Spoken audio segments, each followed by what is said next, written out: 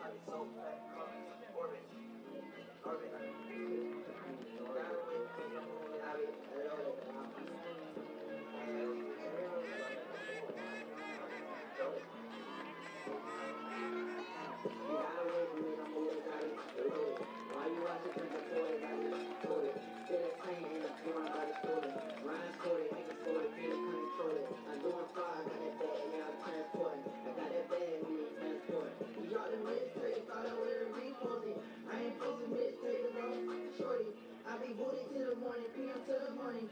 My little Wally wanna bag me, don't wanna roll it. Hold up, don't you owe me, yeah, you owe me doing it. Like how my island love adventure, how I stay rolling. Tryna diss me, I made you 6 feet. She say she miss me, think she wanna kiss me. Damn, I'm so crispy, saying got me dizzy. Show me I ain't shy, I keep that dizzy. I was. Well, ladies and gentlemen, please welcome the Hawks of St Anselm.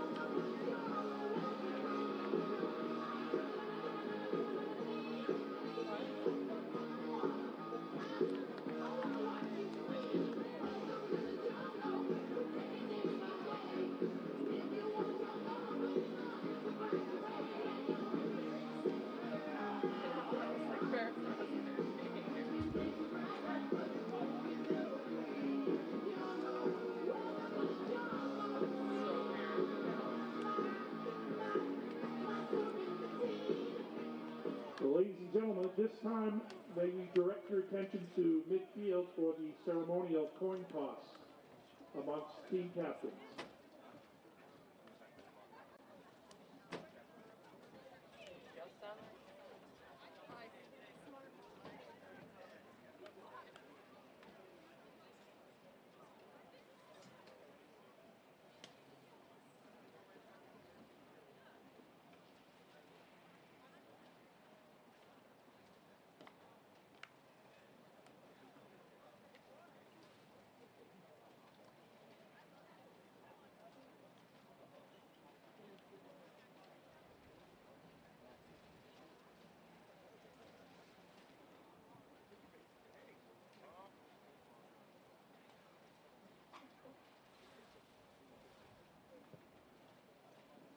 AIC has run the clock they will receive to start the game.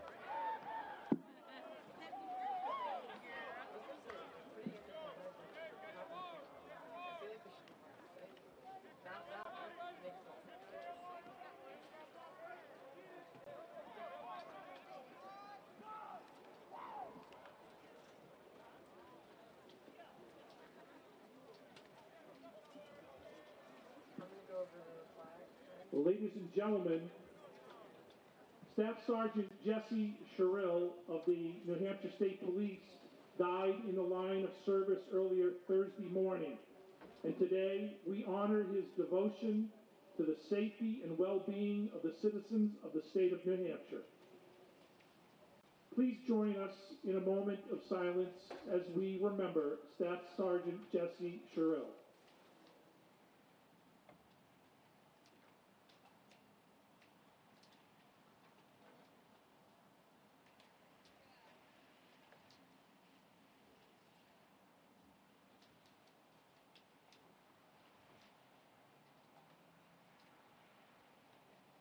Thank you, ladies and gentlemen.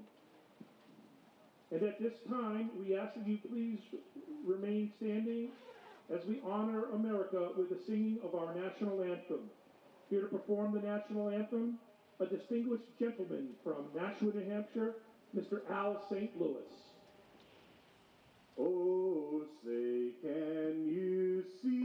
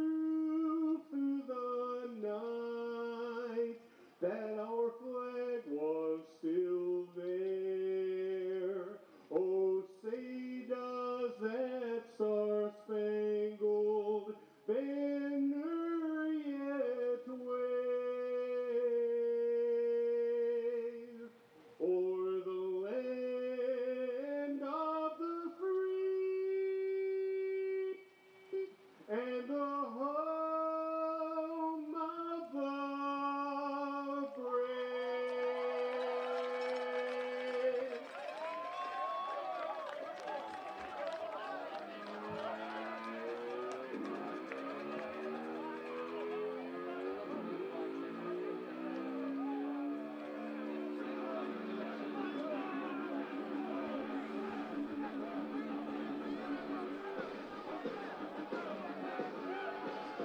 For the fourth and final time in the 2021 season, the St. Anselm football team looks to defend home turf as we welcome you to Senior Day from a damp and dreary Grapponi Stadium.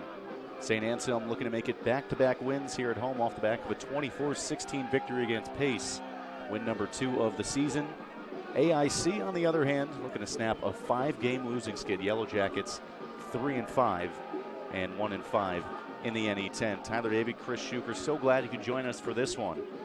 The win against Pace, all the scoring in the first half for St. Anselm, 24-16.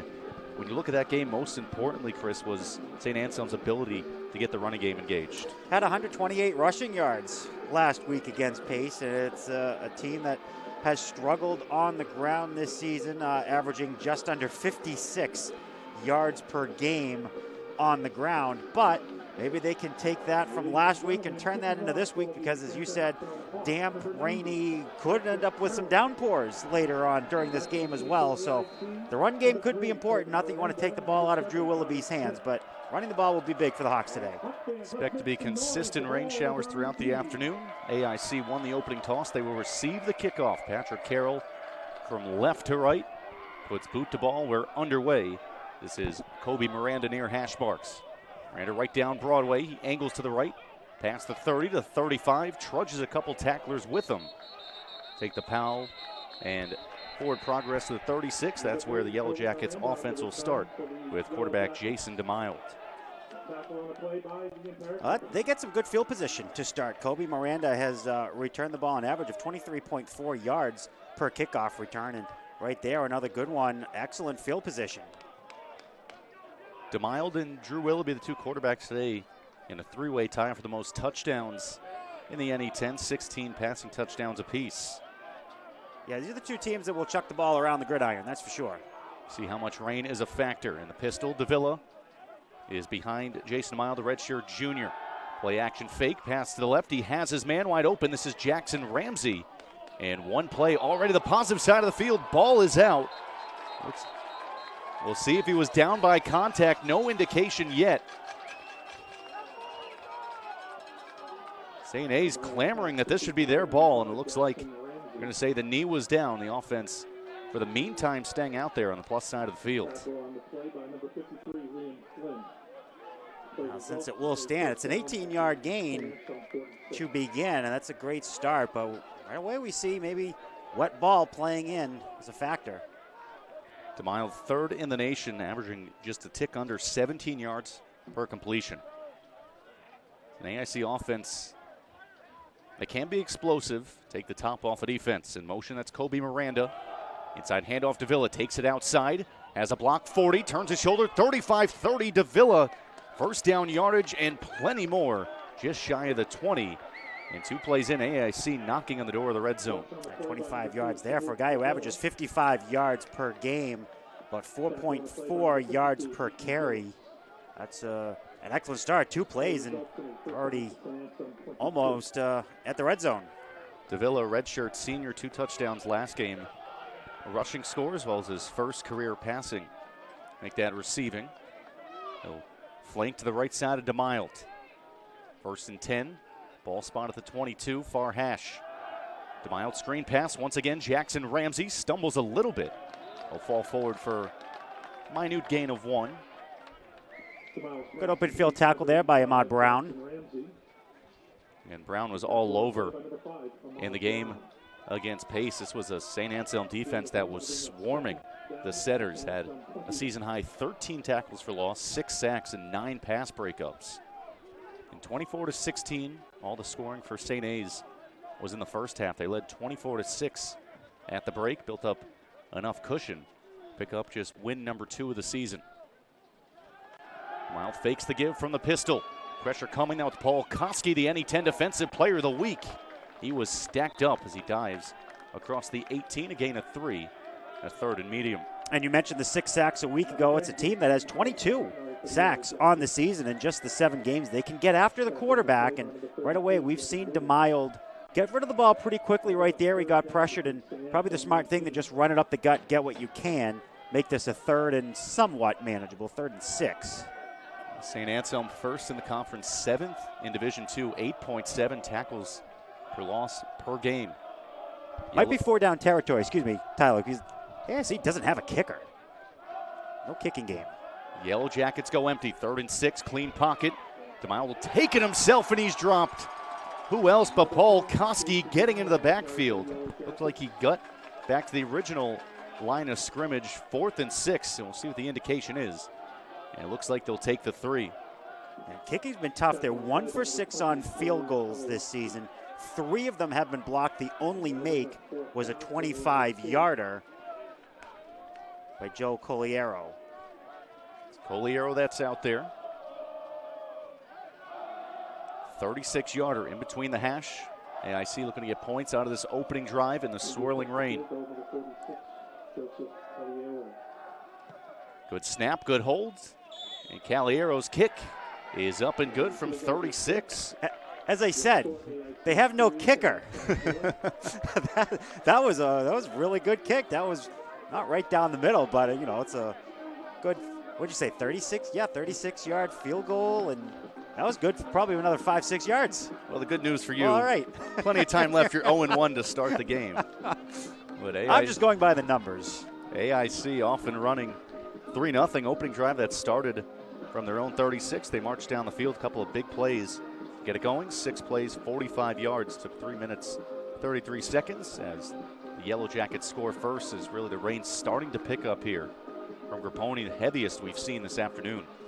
Now, Caliero is 13 for 14 on the year on PATs. So it's not like they have no kicking game, but they had struggled on field goals. And again, their only make this year had been from 25, but talked about the great return from Kobe Miranda. Well, now it's time for the Hawks, great returners, to get this thing going. Looks like Querenbach is the only one back there. Yeah, everyone playing up tight here. Yeah. No Anthony Brown out there. Just Quentin Querenbach is the only man standing back at about his own 10. Querenbach has 8 returns this year, averaging just under 20 yards, and now St. A's will drop back. This is an AIC team that is susceptible to long returns, allowing 26 last in kickoff defense. They allowed a house call against Assumption, giving up a season-high 42 points against the Greyhounds. Morgera bouncing around to the 25. Eventually met by a swarm of tacklers. Get to the 29. That's where Drew Willoughby will start the first offensive series for St. Anselm. Rain has picked up just since we kicked off about 10-15 minutes ago. For how long of a pause it's been without fans here at Grapponi Stadium, without any game action. These teams, their fans going to trudge it out here in the conditions. Drew Willoughby went 23 for 33 last week, 281 yards, 3 touchdowns, 2 interceptions in the win. Willoughby to pass. Over the middle, was blocked at the line, up in the air, in and out of the hands of Trevor Catlin. Almost an interception on the first play from scrimmage. Trying to look around at the 4 receivers who were out running the routes, and there was some good coverage for the AIC secondary. Not many places to throw the ball there on that first attempt. It's one of the more stout units on this team, the secondary. They've only allowed 5 passing touchdowns this year. They've given up 12 rushing scores. This 5-game losing skid, a Yellow Jackets team that started the year 3-0, but nothing to speak of since. Hand off to Wagner, coming off a career day, has the edge. 30-35, turns upfield. Knocked out of bounds at around the 36. Vincent Wagner, 133 yards last week, a career high. Speed and power, guy that can run between the tackles, run you over, or he can get to the edge, as we saw there, and pick up 5-6 yards. 3rd and 4 for the Hawks. Willoughby in the far hash. Wagner stays in. 4 wide receivers, 2 apiece in the formation. Downpour from Grapponi Stadium. Willoughby, a little shovel pass ahead. It's Wagner. And bulldozes his way past the 40, first down yardage to move the sticks, Vincent Wagner.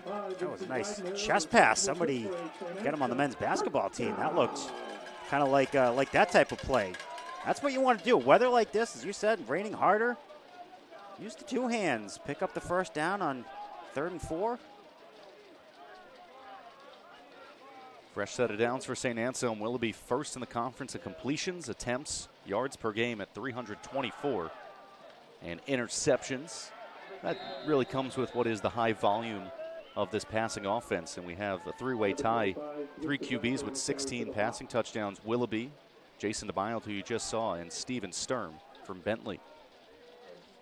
Yeah, Willoughby with 16 interceptions as well. But, again, a sophomore playing in his first year. He's got a couple more years ahead. And boy, if he continues to make that ascension, this team's going to be something to watch, especially offensively in the next couple years. He's already top 10 in program history and many career statistics.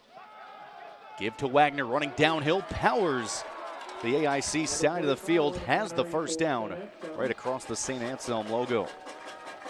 3rd in the nation, 324 pass yards per game for Willoughby, but again, this might be one of those days where maybe the numbers come down just a little bit as they continue to just hand off the big 25 back there. 33 passing attempts last week was a season low. But again, give and take, it comes with the much better rushing performance we saw from the Hawks. 1st and 10, plus side of the field. AIC showing pressure, 6 in the box. Willoughby clean pocket to pass and batted away once again. Second knockdown we've seen at the line of scrimmage. Willie's pass was knocked down at the line of scrimmage. Knocked down at the line by number 47, Trevor Catlin. And Trevor Callan was there. Just like St. Anselm, this is a 3-4 front that we see from AIC, some active linebackers. No one other than Jason Thompson, 91 tackles on the season, leading the conference. 2nd and 10. 3 receivers, 2 to the near side for Willoughby. Will lead a pass going long right down the middle, looking for Brown. One-on-one coverage, flag is thrown. It was Kyle Jackson there.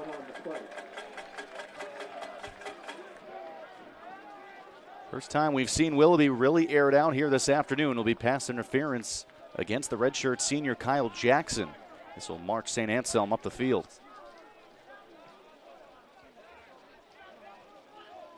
Well, you like that. You know, Willoughby taking a shot. And if you're going to find somebody, look for Brown. Throw is there on that inside post, and I'll take the 15-yard penalty. Get them to the 31. Another first down, automatic. Anthony Brown coming off his 4th 100-yard receiving game against Pace, had 7 catches for 122 yards and 2 scores. 3rd in the NE10 receiving yards per game. Always a threat. Bobby Long by his lonesome on this near side. As Burkhalter joins Brown on the far. 1st and 10 right down the middle from the AIC 31.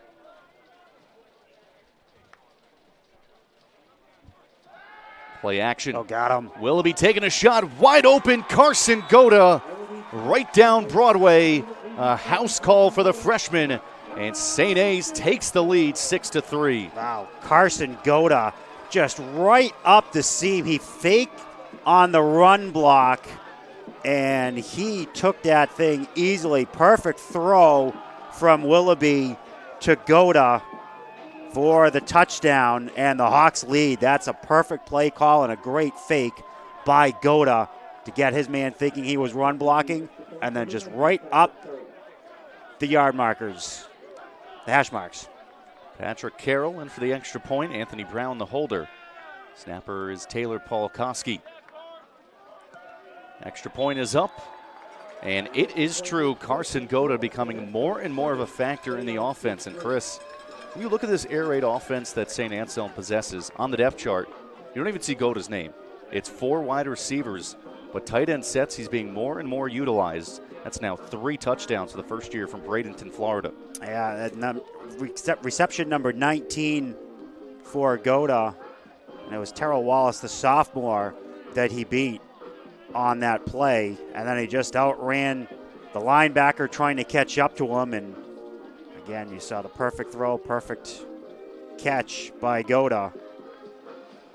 It's a good drive, good answer. The defense got the stop when they needed it. The sack on third down to create the field goal, and the offense marches right down the field, helped out by the 15-yard pass interference penalty. But they ran the ball, they threw the ball, good mix of action on that drive. 17 rush yards, 39 pass yards, 15 on the penalty. The Hawks have their first lead. 7 plays, 71 yards. Took just over 2.5 minutes. St. Anselm a touchdown on their opening drive. They lead 7-3 as Patrick Carroll boots it away. Backing up on this one, Tommy Smith takes now from inside the 5. Smith angles to the right, and he's dumped right at around the 20 for AIC.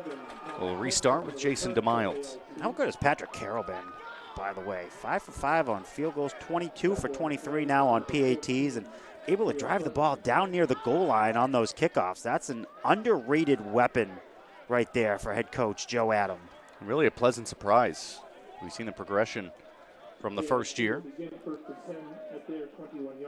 5'7" freshman.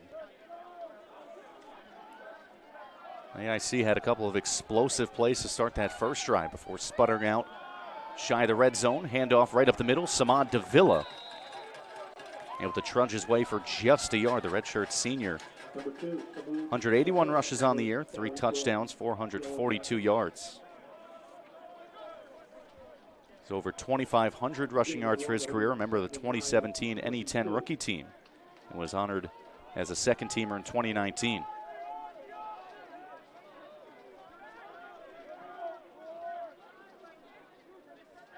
DeMiles, couple players in motion here. 2nd and 9. Another give to Davila. Gonna cut this left edge. He is met in the backfield. A tackle for loss. Liam Flynn, the linebacker, was with him step for step, and a theme last week were tackles for loss. So far, so good for the St. A's defense. And Flynn busted that off the right side, read that play beautifully, and got in the backfield and didn't let him go. A guy who can be slippery back there in Davila, but nice loss of 4. 3rd and a mile here from the 17. They need the 31.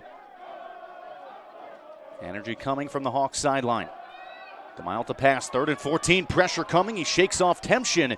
Delivers a dart down the middle. Bounced in. Overshot his target. Was Javon Adams he was looking for. And Ahmad Brown was there in coverage. AIC forced a punt. That's a good thing because he had him there. He had him for about a 20, 25-yard gain if he had been able to keep that ball a little bit down. But again, the Hawks pressure from the front 3 especially, able to force quarterback off his spot. DeMiles not able to set those feet, make the accurate throw. This will be fantastic field position upcoming for St. Anselm. It's Raddy Rojas Portillo, the junior, 3rd in Division II in punting average, 42.2. Anthony Brown waits. Line drive kick. Brown fields at the 43. Brown to the AIC side of the field. He was bumped, so keeps the feet moving. St. A's will start at the Yellow Jackets 48. Going to extend their lead early here in the first quarter.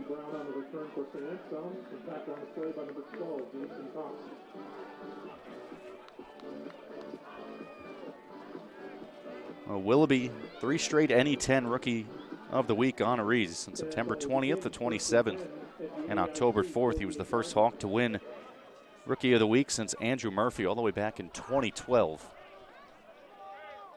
Willoughby, it's really been baptism by fire to put so much trust into a guy in his first season, letting him run the offense to his ability.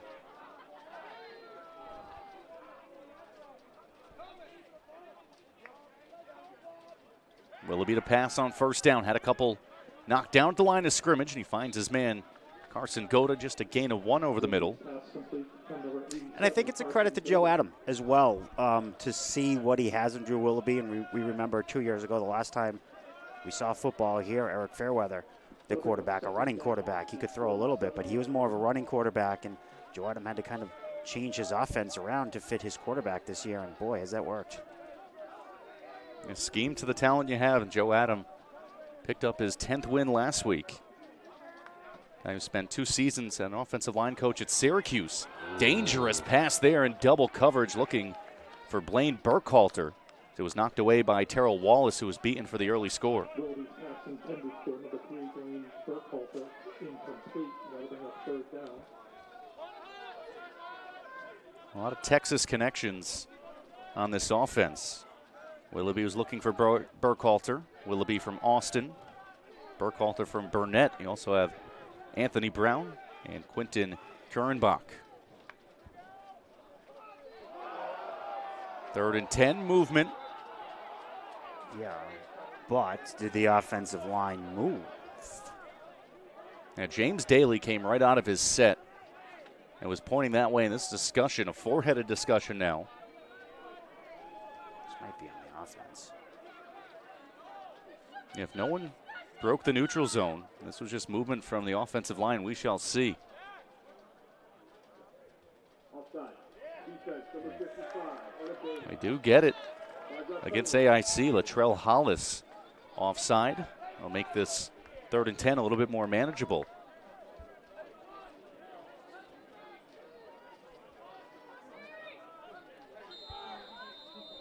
Third and 5, ball up the 43. Wagner switches places in the backfield. Willoughby, 4 receivers, 2 aside. Takes down the high snap, pressure coming, another shovel to Wagner.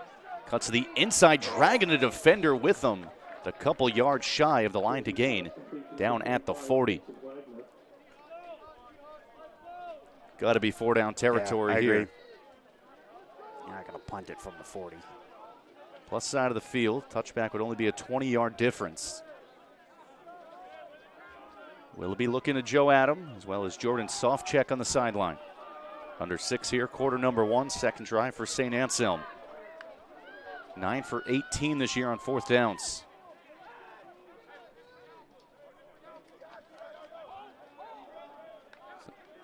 There'll be a little pooch punt here.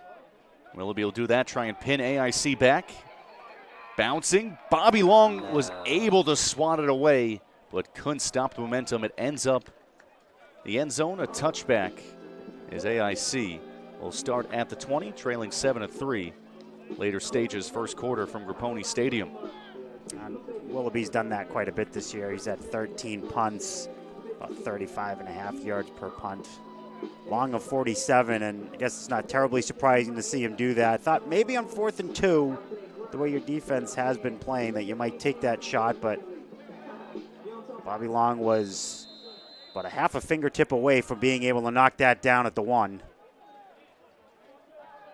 But again, your defense has played well. Come up with another stop here. Javon Adams in motion. Chase Speller in the backfield. First time we've seen him today. 1st and 10 from the 20. DeMild will take it himself. Jukes by 1, was stacked up and is moving the pile past the 25. Good play on 1st down. Gain of 7 on the quarterback keeper. He is their second leading rusher.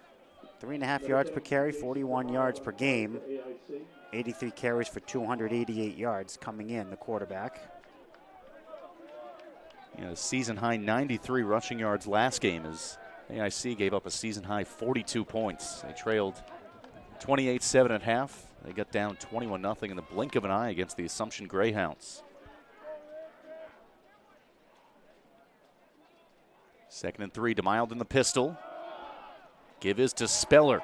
Speller trying to get 1st down yardage. A fight for it. It's a little bit past the line of scrimmage. 3rd and short upcoming for the Yellow Jackets. That's both carries now where we've seen a lot of blue jerseys attack that ball. This has been a defense growing in confidence, coming off their best performance last week. The season high 13 tackles for loss, the 6 sacks. They were everywhere in coverage with 9 breakups. Yellow Jackets need 2. Speller stays in the backfield to the quarterback's left. DeMild 2nd in the NE10 in passing yards per game at 242. Only trailing His counterpart today, Drew Willoughby. Give is to Speller, made one miss. And he is met short of the line to gain just a gain of 1. 4th and short upcoming. Another crucial 3rd down stop. That was so big for St. Anselm against pace, the ability to get off the field.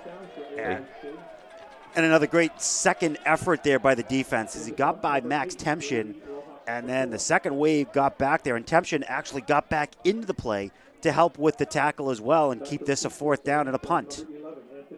Second time, Ratty Rojas Portilla. St. A's held the pace setters to 3 for 15 on 3rd down. Another line drive for Anthony Brown, will bounce in front of him. Takes an AIC bounce. That'll be stopped just ahead of the 20 at the 22-yard line. Good punt from Rojas Portilla to get them out of harm's way. Rojas Portilla this year had a season-high 6 punts and a 65-yarder last game. He's the NE10 Special Teams Player of the Week back on September 13th and was a member of the NE10 third team.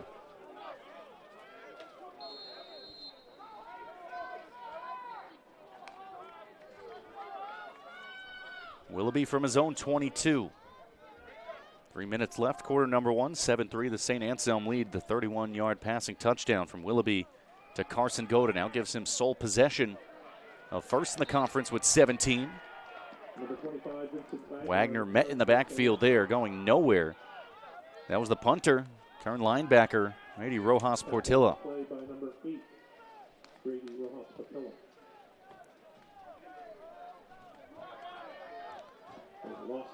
Been a steady diet of Vincent Wagner. Again, it's high-flying, pass-heavy offense.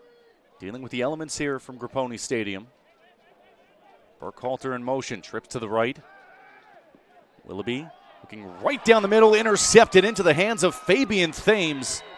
And he was really the only one in the area. It was intended for Anthony Brown, severely underthrown. And AIC already in the red zone. Now, interception 17 for Willoughby. Yeah, he missed the linebacker sitting underneath, and even if he got it over the top of him, Brown was covered from behind. So, dangerous ball there, and the interception has them set up in prime position, but defense has been stout so far. Yellow Jackets right on the doorstep. 8th interception of the year for AIC. Just the first for Fabian Thames. Give on first down to Davila.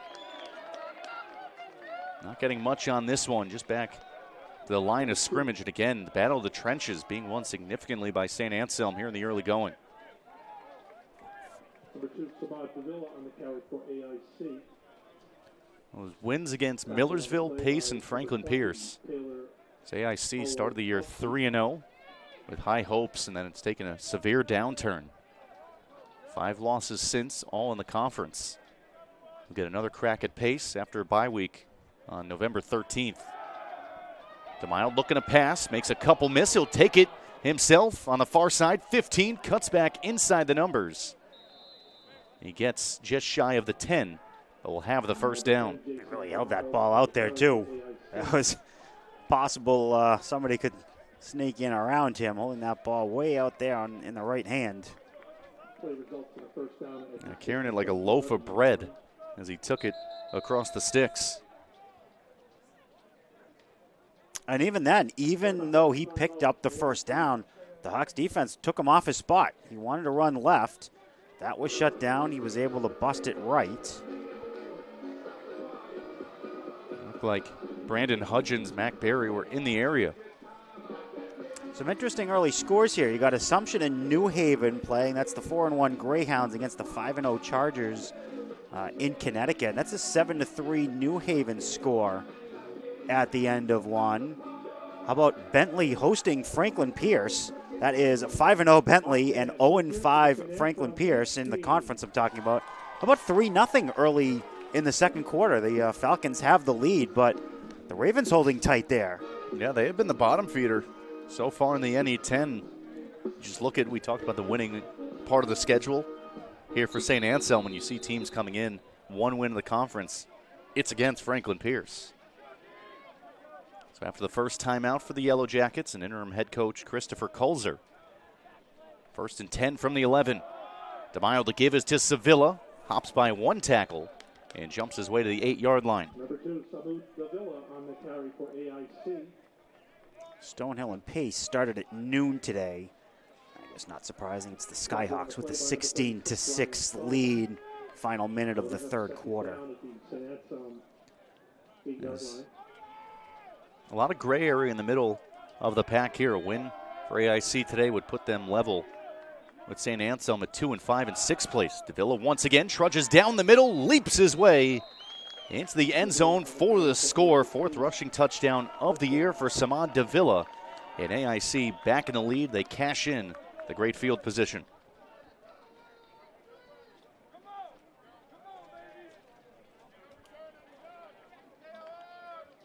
Well, they needed to do that, obviously. Didn't want to settle for 3 and needed to get the ball into the end zone, and able to do that. Points off turnovers so crucial.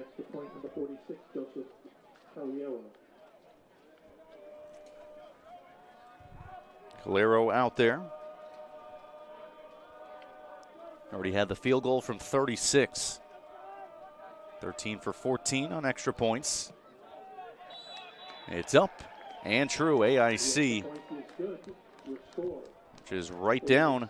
10-7. They regain the lead. 51 seconds to go in quarter number 1.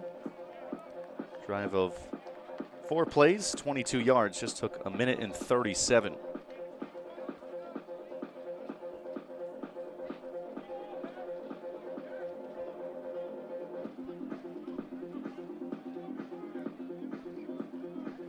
Cornback. Nope, go ahead. Cornback going back to receive this one. Also has Morgera out there. It was AIC, got a field goal on the opening drive of the game. St. Anselm quickly responded, marching down the field for a touchdown score. But AIC, first house call of the afternoon, 10-7, the Yellow Jackets. There's one thing I feel like we've seen from the sophomore quarterback this year is that he throws an interception. He comes right back out and forgets about it. He goes right back to work, chucking the ball all over the place and finding his receivers. He's got plenty to throw to, and he has a good, bad short-term memory. I guess maybe that's the only way to put it.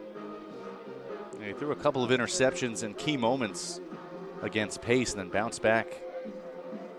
And coordinate a couple of big touchdown drives. Yeah, and he did it here against Bentley, too. He had a bad one in the end zone that he just got rid of, and there was no chance at it connecting. And what does he do? I think it was the very next drive. He comes down and engineers like a 75-yard touchdown drive or something like that, and, throwing the ball all over the place and acted like nothing happened on the previous drive. See what he does here to bounce back. Late stages, quarter number 1. St. Anselm trailing for the second time. And split right down the middle. 17 touchdowns, 17 interceptions. Second in the entire country with 29.3 completions per game, 3rd in yards per game. And in that Bentley game, 47 completions was a career high on 73 passing attempts. The 47 completions, second most in the country, just behind Braden Gleason of Emporia State, who had 48. Trips to the right. Willoughby from the 25.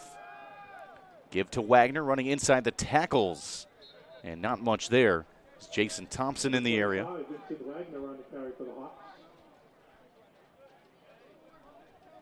It's like Isaiah Tolbert as well. Tackle on the play by number 55, Latrell Hollis. Just the gain of 1. 3-second difference between play clock and game clock. In and out of the hands of Anthony Brown. Was trying to make the inside move before he had the ball, so he just overran the pass. I like trying to get the ball in his hands, though. He hasn't been able to do much. Hasn't done anything, actually. He did draw that pass interference penalty to help set up the touchdown. I'm trying to get his ball in his hands. His defender playing well off him. course, it is 3rd and long now. St. A's needs the 35. Burkhalter and Mershon to the near side. Flush out of the pocket. Willoughby, pressure coming. Had his helmet ripped off. A flag for that. It was Ahmad Rabah coming from the second level. Looks like some extracurriculars as well. Another flag was thrown. Something after the whistle. And a lot to sort out here for the officials.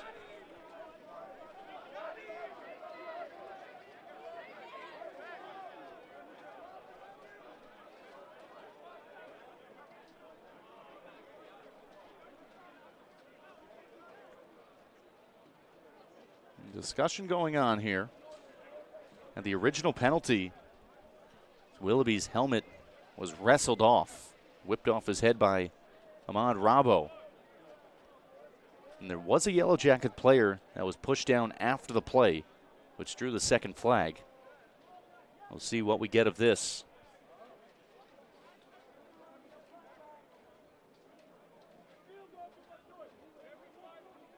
Personal foul. Face down. Defense number 19. After play was over. Unsportsmanlike conduct number 75 of the offense. 15-yard penalty to Eastern Fort will be 1st and 10. Will be the first down for St. Anselm. From the face mask, gives them the automatic first down. Play is over, and then after that, be backed up the 15 yards. Yeah, I guess that's the one good thing to come out of it is the Hawks get the first down, although they do lose about 6 yards of field. I will say, watching a lot of football in my life, that was one of the biggest face masks I've ever seen. Yeah, I've never seen a helmet roll 15 yards backwards. And that was decapitation. Obviously, good to see that Willoughby is still out there and okay. They got Michael Boucher, one of the captains, one of the 22 seniors honored here this afternoon for the unsportsmanlike. Near hash, 1st and 10 from the 15.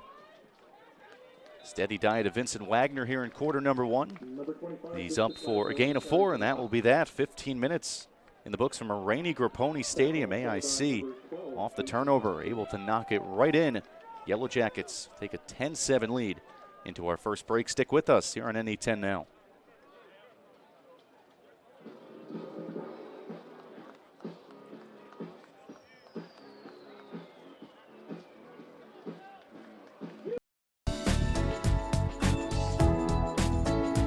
The thing that makes Seaboard International different than other companies is the community that we have here. We are in a really great spot. It's a fun place to work, it's competitive, and while we're a big business, sales dollar wise, it's really a small family type feel. The sky's the limit here at Seaboard. You know, the training's outstanding right out of the gate. You feel like people actually care about you here. Learn more at sifp.com/careers.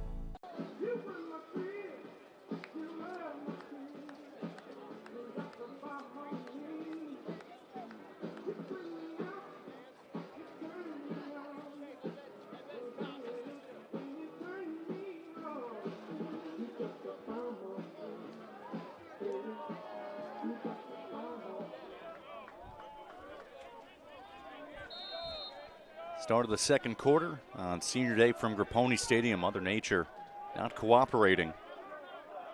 St. Anselm just with 42 passing yards there in quarter number 1, 19 for AIC. Much of the work being done on the ground with Vincent Wagner. Willoughby to pass, rolls to his left. In and out of the hands, incomplete. That's the elements playing a factor. Blaine Burkhalter going without the gloves today. He was wide open. Yeah, wide open, perfect throw. And he could have caught that ball and turned it upfield. He would have had a lot of distance. They tried to let the ball get to him instead of catching it. Hit him in the chest and bounced away. And it goes to show as well how much room he had. He was able to do a juggling act with it, unimpeded. An opportunity missed, 3rd and 6 for St. Anselm. Line to gain the 25. Willoughby trips to the left. Looking that way, pressure coming, and he is double teamed in the backfield. Trevor Catlin was there. Sack for the Yellow Jackets as St. Anselm forced to punt deep in their own territory. And Latrell Hollis back there as well on the sack. Third down and long. It's an obvious passing down situation. They were able to send a couple players into the backfield. Drew Willoughby out there for the punt, averaging just over 35 yards per punt this season. Xavier Torres waiting for it on the St. Anselm side of the field. Back to punt for St. Anselm. Number 12, Drew Willoughby. Willoughby from his own end zone gets a good spiraling punt away. Torres backpedals to the 45. And he lost the ball. Paul Koski jumps on it.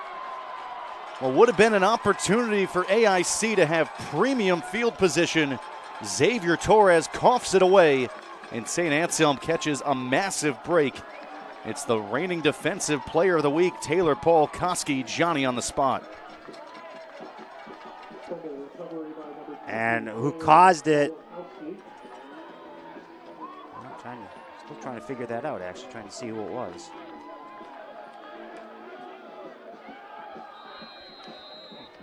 St. Anselm would have had to defend from their own 46-yard line. Instead, the offense can stay on the field. Drew Willoughby, 1st and 10 from his own 47, a massive break for the Hawks.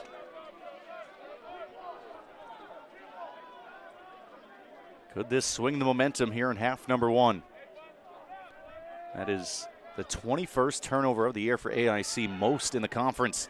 Ball batted, Anthony Brown stuck with it, and on the redirection he has it. A gain of 12 and a first down, first catch for the junior captain. Complete number 11, Anthony Brown. The reception is good for St. Anselm. First down. That's the third ball that has been batted at the line of scrimmage. The first one that stayed up in the air downfield. Anthony Brown is 6th in Division II among active players for all-purpose yards per game at 123 for his career.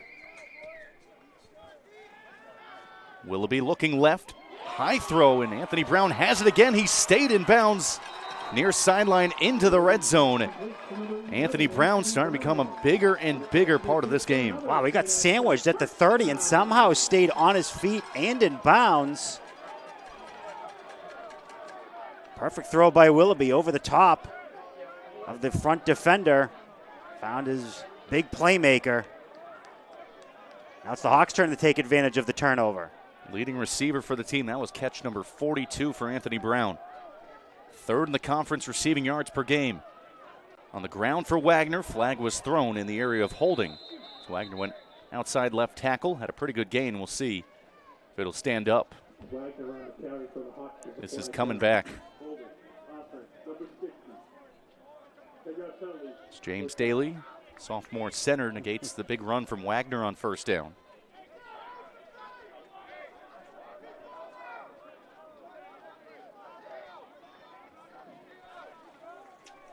First and 20. Ball will be backed up to the 28-yard line.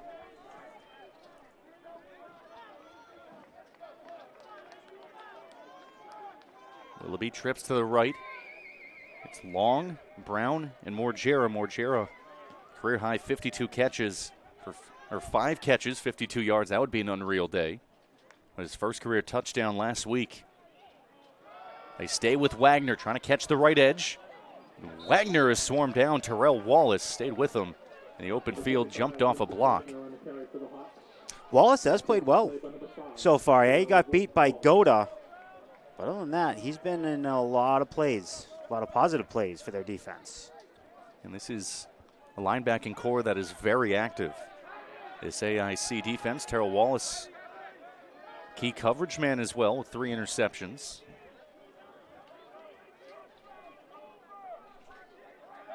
St. Anselm looking to regain the lead onto the Yellow Jackets side of the field, but 2nd and a mile here.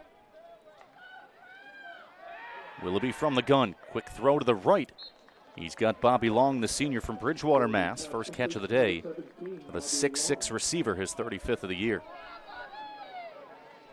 Tackle on the play by number 8, Brady Rojas Pascola.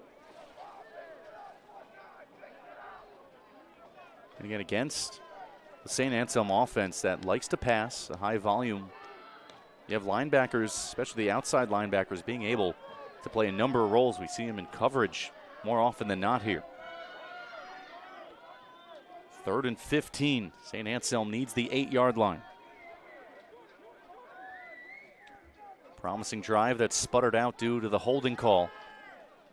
Willoughby, clean pocket dart over the middle, was knocked away. Flag is thrown. A couple of opportunities to be caught on the follow-up for Siddiqui Coney. Looks like it might be a pass interference as Willoughby took a shot over the middle.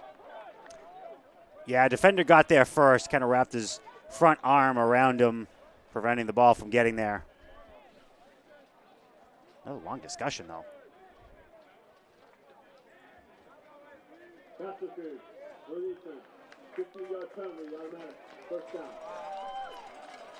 Well, St. Anselm draws another pass interference, and again, AIC, a team, really does not help themselves out much. The most penalized team in the conference, averaging around 90 penalty yards per game. They've just dug themselves a hole during this 5-game losing skid that has been so difficult to get themselves out of.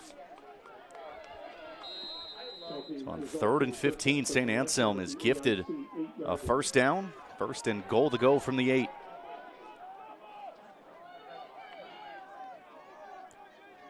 Press coverage to the right. 4 receivers go to there on the far side of the field. Give us to J.C. King. King was met in the backfield, stumbled down, and again it's Terrell Wallace who was back there. And besides that one mistake early in the first quarter for the touchdown, he has been all over. Yeah, King's first touch today, and Wallace gets back there for the loss of 4, 5, 6 yards. And yeah, Wallace right back there again. Open field tackle on a big guy, J.C. King. And J.C. King, 6'3", 235, junior from Fall River. Loss of 6, 2nd and goal from the 14. Willoughby to pass. Fade to the right side of the end zone, intercepted. There's that man again. Terrell Wallace atoning for the early mistake, play after play. 2nd interception for Drew Willoughby. And the offense spirals out again. AIC will take over. Yeah, the throw wasn't there. He threw the ball before either player made their break, and credit Wallace, he read that play nicely and just got to the spot first. He looked like he was the intended receiver. And he has a team high now, 4 interceptions. He is an impressive coverage linebacker, doing it all here for this Yellow Jacket defense. Yeah, just a sophomore. Positive signs. The interim head coach, Christopher Colzer, was named an assistant head coach back in 2015, graduated from AIC in 2007. You know he has a lot of passion for this program. Dangerous throw over the middle, in and out of the hands, almost an immediate interception for St. Anselm as it popped straight up. That was Devin Williams who had the opportunity. What's going on with that ball down there? That thing, I mean, that is bouncing 15 feet high. It's bouncing off people in 2 and 3 times. Yeah, it's a mad scramble. 10 minutes left in the first half. The elements playing a key role in this one.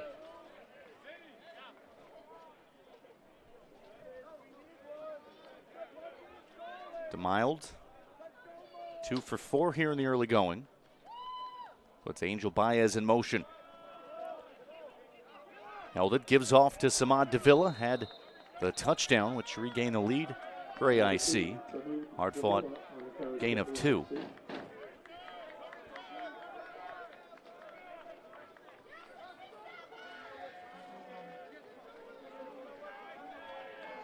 Third down. AIC 35.2% on third down conversions. No scoring yet in quarter number 2. 10-7 the Yellow Jacket lead. Empty backfield for DeMild. Needing the 30, pressure coming, and he will concede. He's dumped down. Max Temption was there, Brandon Huggins as well. Two-headed attack as DeMild lost his footing and planted himself.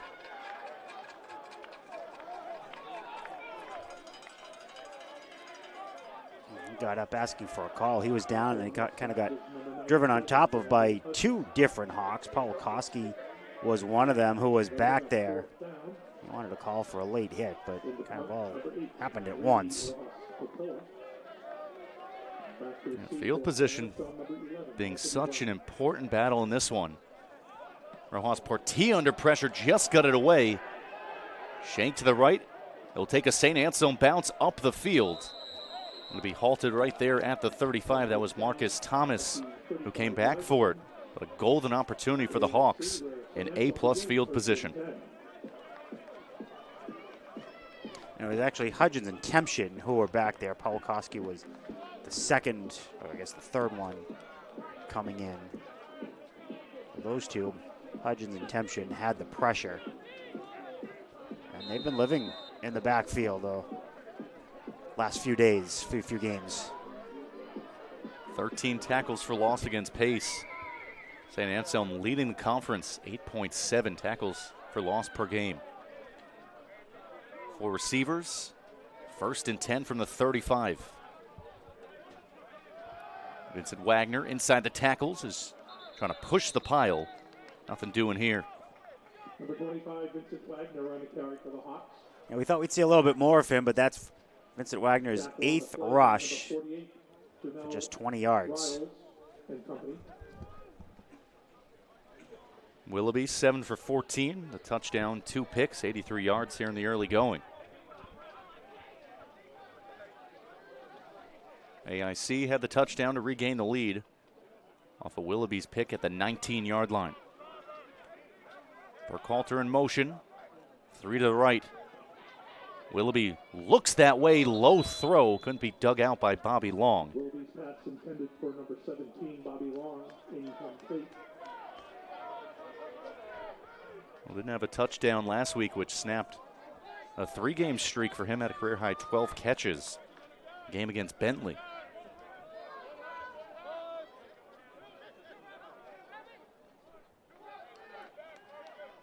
You just look around, all the weapons that Willoughby has. Bobby Long, one of the lone seniors. Plenty of talent. Will be sticking around, going one-on-one coverage, right side of the field, right on cue. It's Bobby Long. Touchdown, St. Anselm. He beat Keith Jackson, and a dime from Willoughby. A good response for the sophomore. Another perfect throw, and right away, Long was actually even with him. At the throw, was able to lead Long perfectly in the end zone and was able to beat his man to that spot, kind of like what we saw the other way with Wallace getting there for the interception. This time Long won and was able to catch that ball in stride and march into the end zone for the touchdown. There was really not much that Jackson could do on that. He had good coverage. It was just a better throw. Right in the breadbasket for Bobby Long's 5th receiving touchdown of the year. 2 yards shy of his long. 33-yard strike. St. A's back in the lead. Patrick Carroll to make it 7.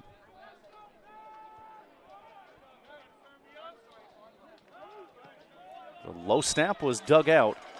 And the kick is true, 14-10, second passing touchdown for Drew Willoughby. 18th of the season, leads the way in the conference. St. Anselm with their heads in front.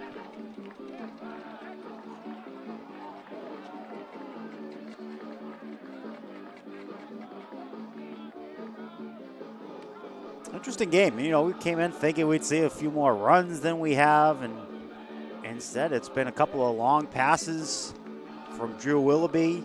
First to Carson Goda right up the seam for the touchdown, and then that one down the right sideline to Bobby Long. So the pass interference to help set up that first touchdown. Each team with a turnover.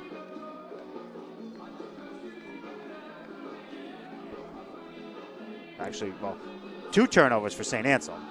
You just wonder how different this game could be if Xavier Torres doesn't fumble that punt. AIC would have been put on the St. Anselm side of the field and march down the field. You're looking at 17-7. And the interception to provide more costly. Patrick Carroll to boot this one away with Kobe Miranda and Tommy Smith waiting back for it.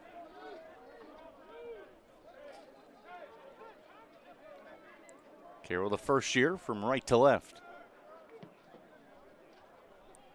The direction of Tommy Smith, averaging 16 yards per return this year. Has it past the 10. The 20 lowers his shoulder. He was tripped up. Good coverage there from Joseph Hoyler.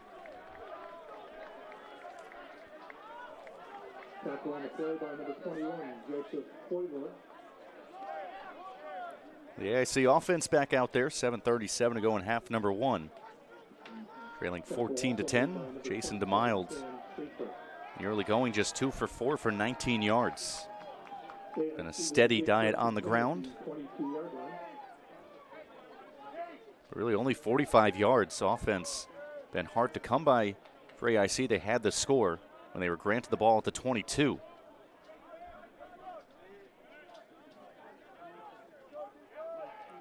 Or receiver set here. Sparrow in the backfield has it. Near edge, cuts up the field. 30, first down and then some. Up to the 50 to the St. Anselm side of the field. Chase Speller shot out of a cannon.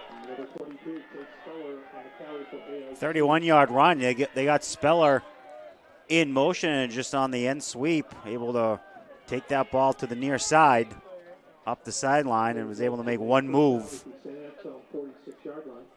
Speller ran for 773 yards and a pair of touchdowns last season. Career game number 26, the redshirt junior from Waterford, Connecticut. AIC rolling here, trying to get the lead right back. They stick with Speller. He busts his way ahead up to the 42, a gain of 4. See, you were smart. You said last season. Technically, you're right. I am. If you had said last year, which I've done many times, that's not true. But last season was 2 years ago, but it was the last season. That's why I put in my notes as last season. I know I would trip myself up so much if I said last year. Yes. 2nd and 6 here. AIC driving. 6.5 to play. They're in half number one. St. Anselm will receive the opening kickoff of the third quarter.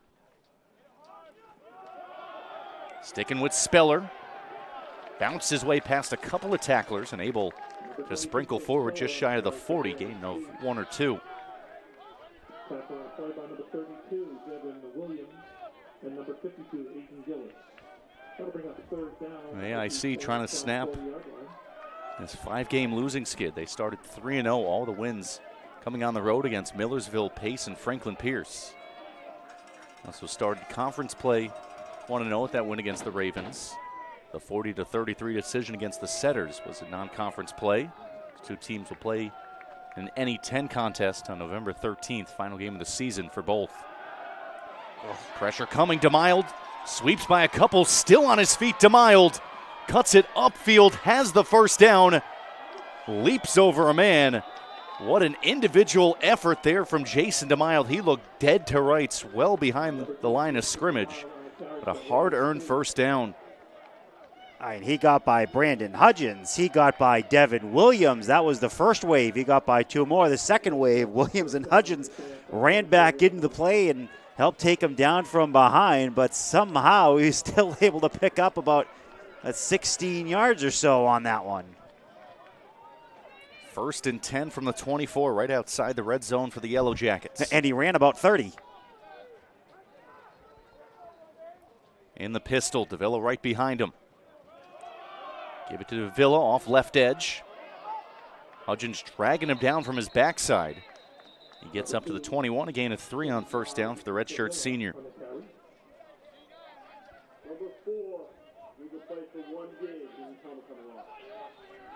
That was Max Temption. His helmet came off. Will have to be substituted out for 1 play.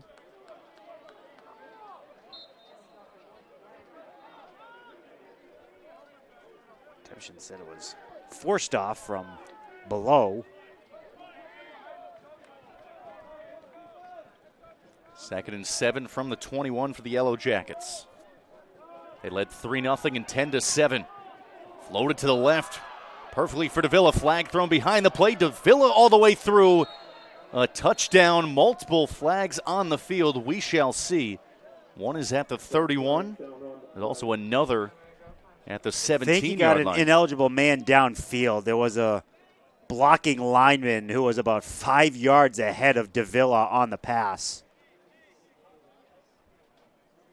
And this could very well wipe out Would be a 21-yard receiving touchdown for Samad Davila, his second score of the day. Big number 75, Edwin Owusu, I believe, was the one. Holding number 70 of the offense. No fouls offset. We'll replay down. We'll take the holding then. So it was a roughing the passer against St. Anselm, and then a holding. Penalties will offset. We'll replay 2nd and 7 just outside the red zone. Owusu sure did look like he was well ahead of the play. That's not what was called. Either way, the Hawks will take it.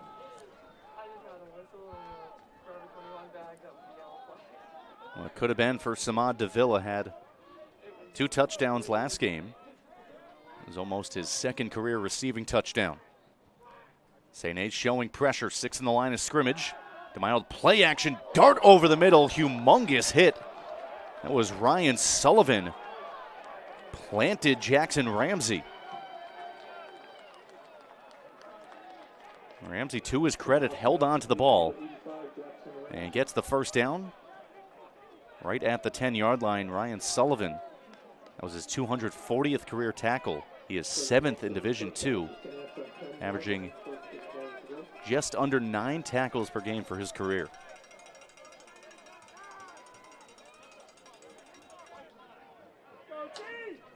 First and goal to go from the 10. Late stages, half number 1, AIC looking for their 3rd lead of the afternoon. Some movement on this one. Yeah, this was... Took a while. Yeah, Chase Speller was off to the races before the ball is out there, and he'll be substituted out by Samad Davila. That was a pretty easy one, but a delayed call. You had about 20 fans down there who all reached into their pocket to try to find something yellow to throw on the field. They saw it. They saw it first. They reacted first. Well, 1st and 15. This will back up AIC the 5 yards. Still goal to go.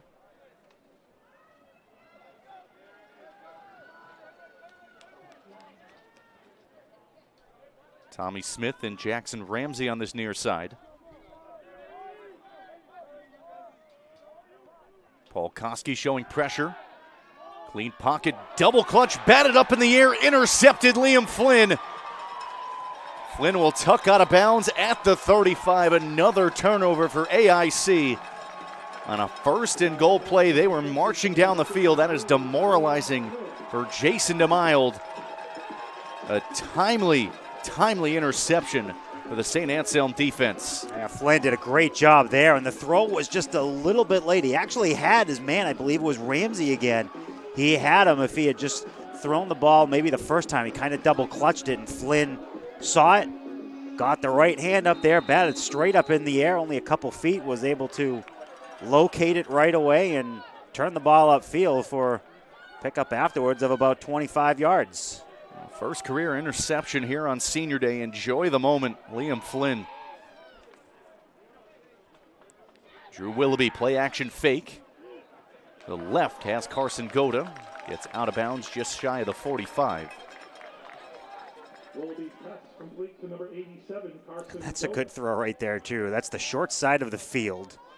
Throwing it towards double coverage. Bracket coverage there, and he just sticks it in there. It's a small gain of 6, but still good on first down. Team high 3 receptions now for Carson Goda. Had the 31-yard touchdown. Willoughby being flushed out, goes against the grain. There were 2 in the area, and it looked like it caught Blaine Burkhalter by surprise as it fluttered by Anthony Brown. Number 3, Blaine Burkhalter, incomplete. Coming up 3rd and 5 at the St. Anselm 44. On 3rd and 5 now. 44-yard line. Wagner stays in the backfield, flanking to the right of Willoughby. Willoughby is already 7th in program history in pass completions and passing yards. That's not single season, that is career. He will be rewriting the record books. High snap taken down. Wagner right down the middle, stumbled ahead. They'll see where they mark him. They'll have him there for a gain of 6 and the first down.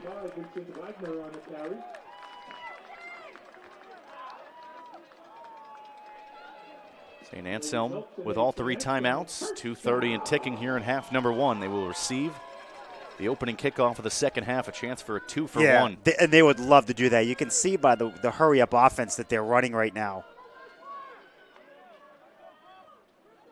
Willoughby again. Fires to the right, miscommunication.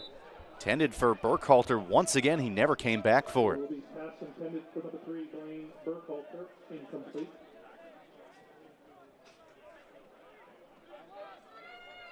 Burkhalter yet to get a catch in this game, but Willoughby has gone his way a couple of times here this afternoon. Yeah, he never turned around. He was running a go route, and looked like Willoughby thought he was going to turn around and sit. Clock will stop with 2:14 now.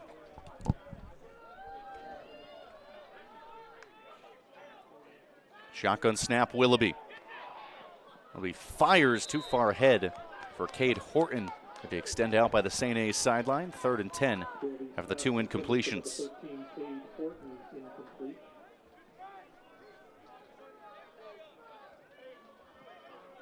Had to rush that just a little bit.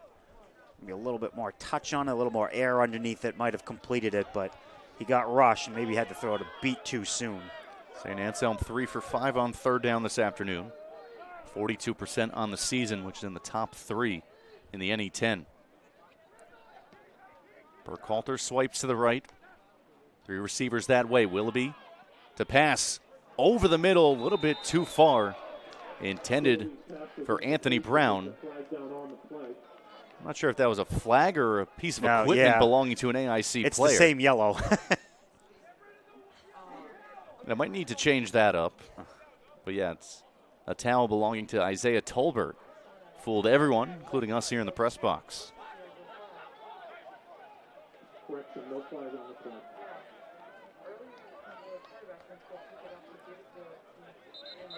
Well, Hawks tried to get that 2-for-1, as you said, but didn't quite work, so they'll have to kick it away. It'll be up to the defense to try to come up with a stop here with inside of 2 minutes. 2:04. 2:04. Please reset the play clock to 25 seconds. It would have been funny if Tolbert doesn't pick up that towel and just leaves it on the field, and all the referees have to gather, see what the call was. Who's like? Everyone checks their pocket. At 2:04, Willoughby to punt it away. Xavier Torres has the fumble. Willoughby end-over-end kick. Torres see that coming. Lost the handle on this one, but fortuitously falls right on it at the 14-yard line. It has been a long afternoon so far for Xavier Torres. Yeah, where's he going to go if he catches that? He's not going to go anywhere. There's coverage right on him. And shocker of all shockers, it's number 20, Taylor Pawlikowski, who was right there. But he wasn't going to go anywhere. Just call for the fair catch, cut your losses. I mean, turn that into an unnecessary adventure. And Pawlikowski, the NE10 Defensive Player of the Week, 7 tackles, 1.5 sacks, and a breakup. Game against Pace. And Carlton Aiken, the quarterback for the Setters, was a dual threat. Neither were working for him in that loss last Saturday. Pressure coming, dumped off Sevilla, turns upfield, 15. Applied the brakes, looking for room. Was able to trudge ahead to the 22.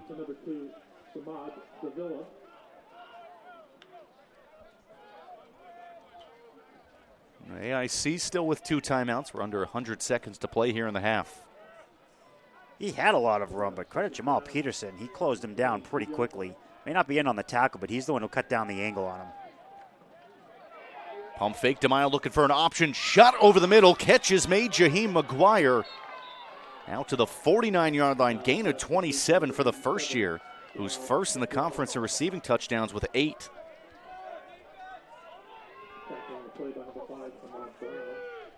The rain picking up again here from Grapponi Stadium. Jaheim McGuire, the big playability. DeMille, pressure coming, able to duck by a couple. Yeah, face mask. Flag is thrown. DeMille was eventually planted. And DeMille showing the face mask right to the official. He knew it. Well, he is elusive in the pocket. There's been a couple of times it looked like he had no opportunity to become free. And that's going to be one of those penalties where you just kind of put your hands out to the side if you're Joe Adam and go, what can you do? I mean, it wasn't on purpose. Just happened to grab the face mask on the second attempt.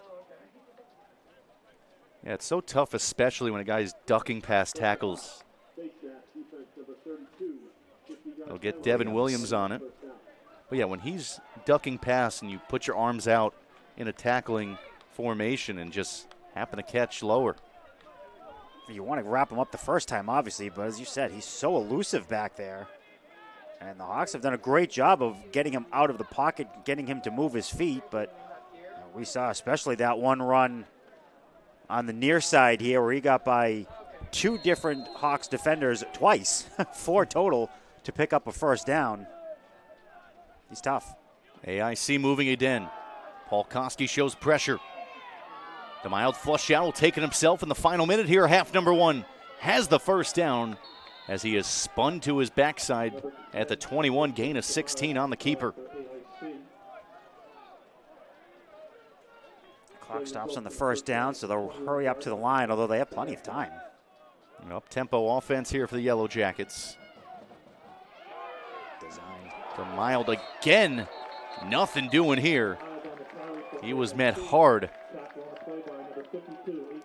Aiden Gillis, the senior from Marblehead, Massachusetts, one of the 22 graduating players. That was a one-handed tackle. Reached that right hand out there and just spun him down. Well, AIC will take their second timeout with 45 seconds to go. Here in half number 1, trailing 14-10.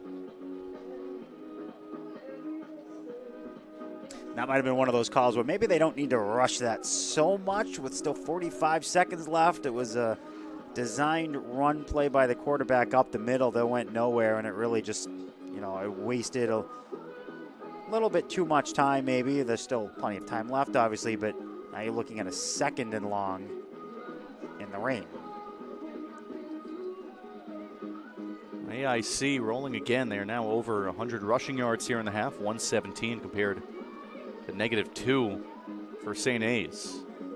It's been a strange first half. It's rained, it's not rained, it's rained, it's not rained.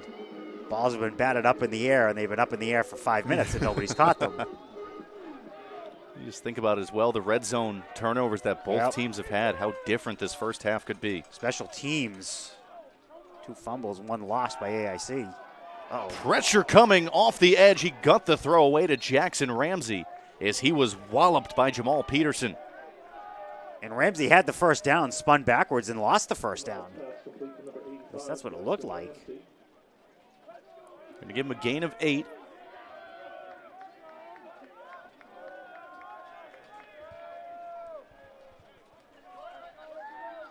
The clock is not moving. Stuck at 40 seconds. No team has taken a timeout, but Ramsey, he was able to get out of bounds.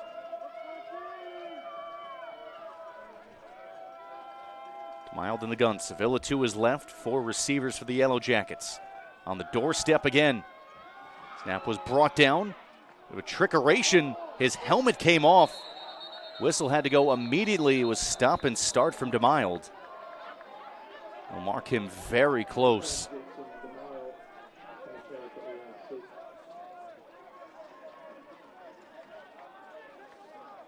Well, the strangeness continues. He caught that. It looked like a designed run to the left, and he saw that there was no lane there, so he pirouetted, spun back, went forward, lost his helmet, may have had the first down if he hadn't lost his helmet. Now it's 4th and 1. What do you do if you're interim coach Culzen? Again, this is Halloween weekend. It has just been a wacky afternoon here on Senior Day at Creponi Stadium. Halloween weekend, maybe that has something to do with it. Is there a full moon recently? A downpour. It's been on and off rain here in half number 1. It was very strong midway through the first quarter, and again, picking up right on the edge of halftime. 33 seconds to go as AIC exhaust their final timeout. Yeah, so they'll call the timeout, which will obviously it'll allow DeMille to stay in the ball game, so they won't have to lose him for this, which tells me they're probably going to go for it.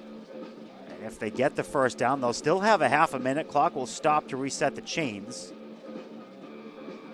So they'll still have plenty of time and a new set of downs. Obviously, if the Hawks come up with a stop, 1 kneel down and go to the half with the lead. I'd be surprised if they're kicking it at this point. That's what you call the timeout for. Yep, this is DeMille leading the troops out. Yep. DeVille in the back. DeVille in the back there. 4th and a short 1 from the 12. In the red zone, 33 seconds to go in the first half. Give us to Davila, trying to catch the edge. Paul Koski was there. He's brought backwards. He did not get it. St. Anselm stands firm once again defensively at the edge of their own goal line. And it was Liam Flynn who got in the backfield first to disrupt the play. He just busted right up between the left guard and the center, untouched, forced Flynn to bounce it outside, forced Davila to bounce it outside too quickly, and Paul Koski, second layer there to stop that, get the turnover on downs. Hawks should have the lead going into the halftime locker room. Twice the edge of their own end zone. Bend, don't break for St. Anselm. 4th and 1, they stand firm. A couple of big plays and fist pumps from Joe Adams. Vincent Wagner, nothing doing here.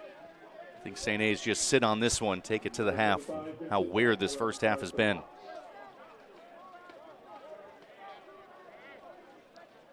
Final seconds ticking down. Turnovers aplenty. A couple of lead changes. It was AIC with a field goal on their opening drive. St. Anselm responded right back. 31-yard passing touchdown. Drew Willoughby to Carson Goda. And a touchdown, Samad Davila. 8 yards right up the middle, busting ahead. Gave the Yellow Jackets a 10-7 lead. And Willoughby going long for Bobby Long.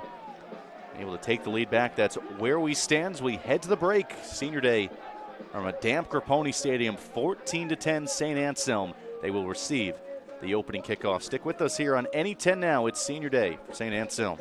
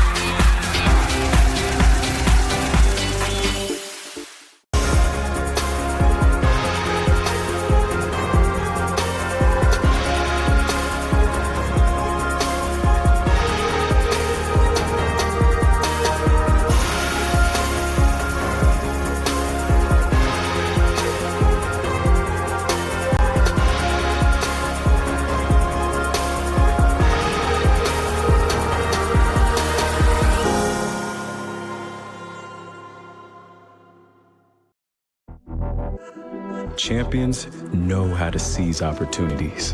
When they see moments of greatness unfold right before their eyes, they push as hard as they possibly can. And then they push harder. Because the heart of a champion never settles, never quits, and never stops giving its all. We are champions. We are Division II. We go big, we give it everything we've got, and we win. On the field, on our campuses, in our communities, for our causes, in our careers. We rise to become champions in everything we do. We are Division II, and there are no limits here. We make our time count. We set our own path. We become champions on our terms. It's time to up your game, because we're here to play and learn. But most importantly, we're here to discover ourselves, our vision, our heart, our drive, to achieve every goal we aim for, because we want to be champions at the highest level, life. At Division II, the opportunities are here. Are you ready?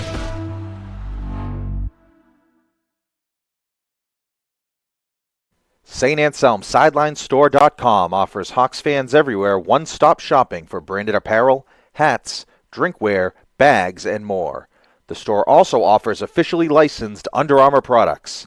Products can even be customized to feature the sport of your choice. Head to St. Anselm SidelineStore.com to check out the hundreds of great items available now. You can also sign up for email alerts on flash sales and specials that run all year long. That's St. Anselm SidelineStore.com.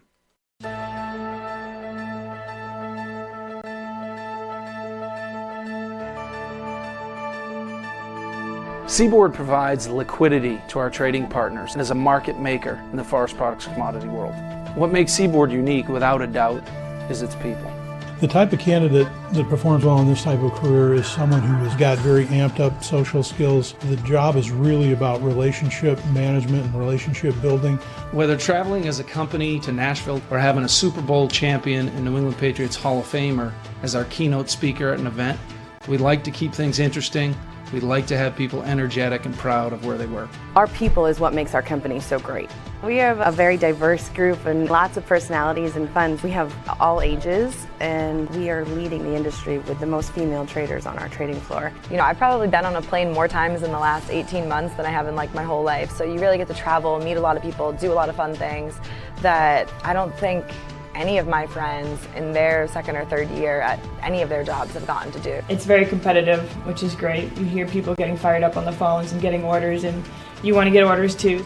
It's a relaxed environment where you're doing real work and you're making real things happen in the world. For somebody that's just coming out of college, being able to make differences like that for other people is something that you don't get at a lot of entry-level jobs. I like the lack of traditional corporate ladder.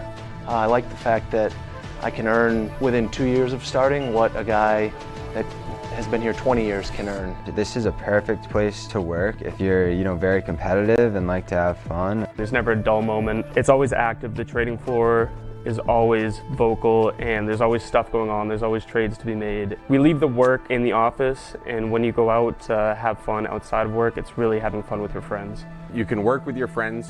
You can go out there and compete with your friends, which is really a big driving point for me. Coming out of college and learning how to build business relationships is difficult and a little bit awkward. So to have a veteran that's willing to help you along the way is the rule at Seaboard. And hopefully all of us here can turn into veterans one day. When you have new people coming into the office, they look to us veteran traders for leadership. If you're just getting out of college, you do have that mentality, then you can succeed. We've got senior traders that are always willing to help, showing them that, hey, they are important to us. They are the future of Seaboard.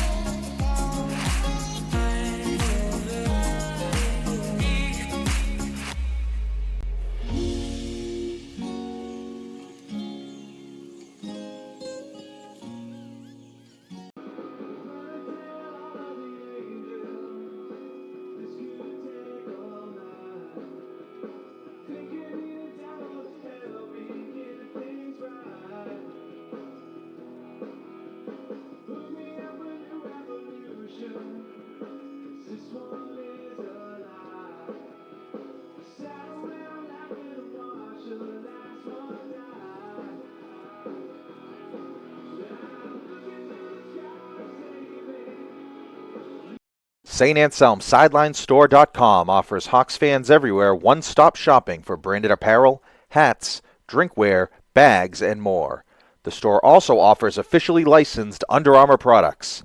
Products can even be customized to feature the sport of your choice. Head to StAnselmSidelineStore.com to check out the hundreds of great items available now.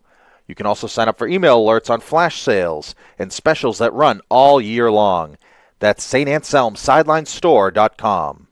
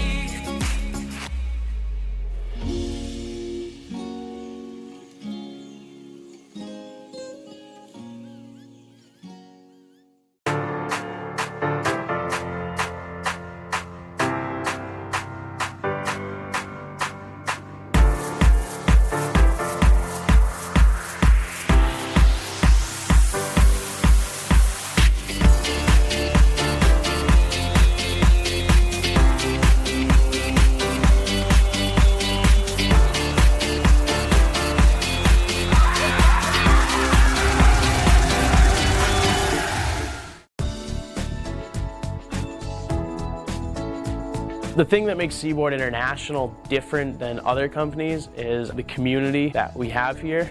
We are in a really great spot. It's a fun place to work, it's competitive, and while we're a big business, sales dollar wise, it's really a small family type feel. The sky's the limit here at Seaboard. You know, the training's outstanding right out of the gate. You feel like people actually care about you here. Learn more at SIFP.com/careers.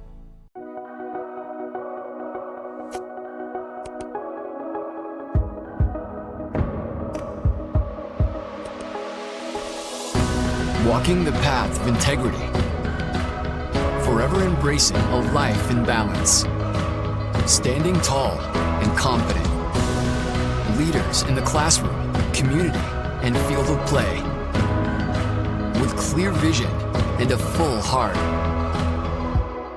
looking to the future, devoted to the student athlete, representing the Northeast. Diverse in composition, united by our values, determined by nature, uncompromised by choice. We are the NE10.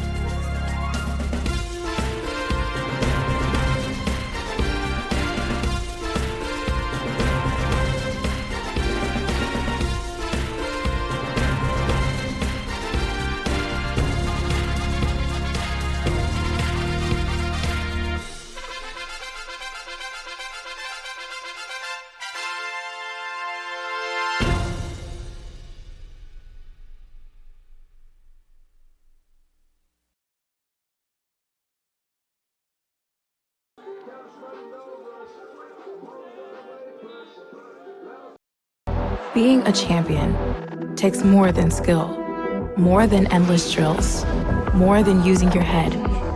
Being a champion takes the heart to give it your all, the agility to thrive from any angle, and the relentless drive to be the best.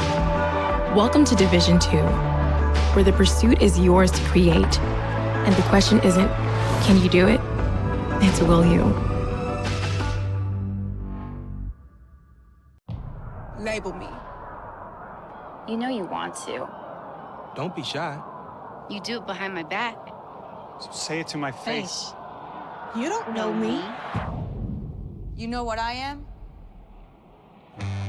I'm a pitcher. I'm a striker. I'm a point guard. I'm a linebacker. I'm a setter. Shortstop. High jumper. Wrestler. Defender. Goalie. Student.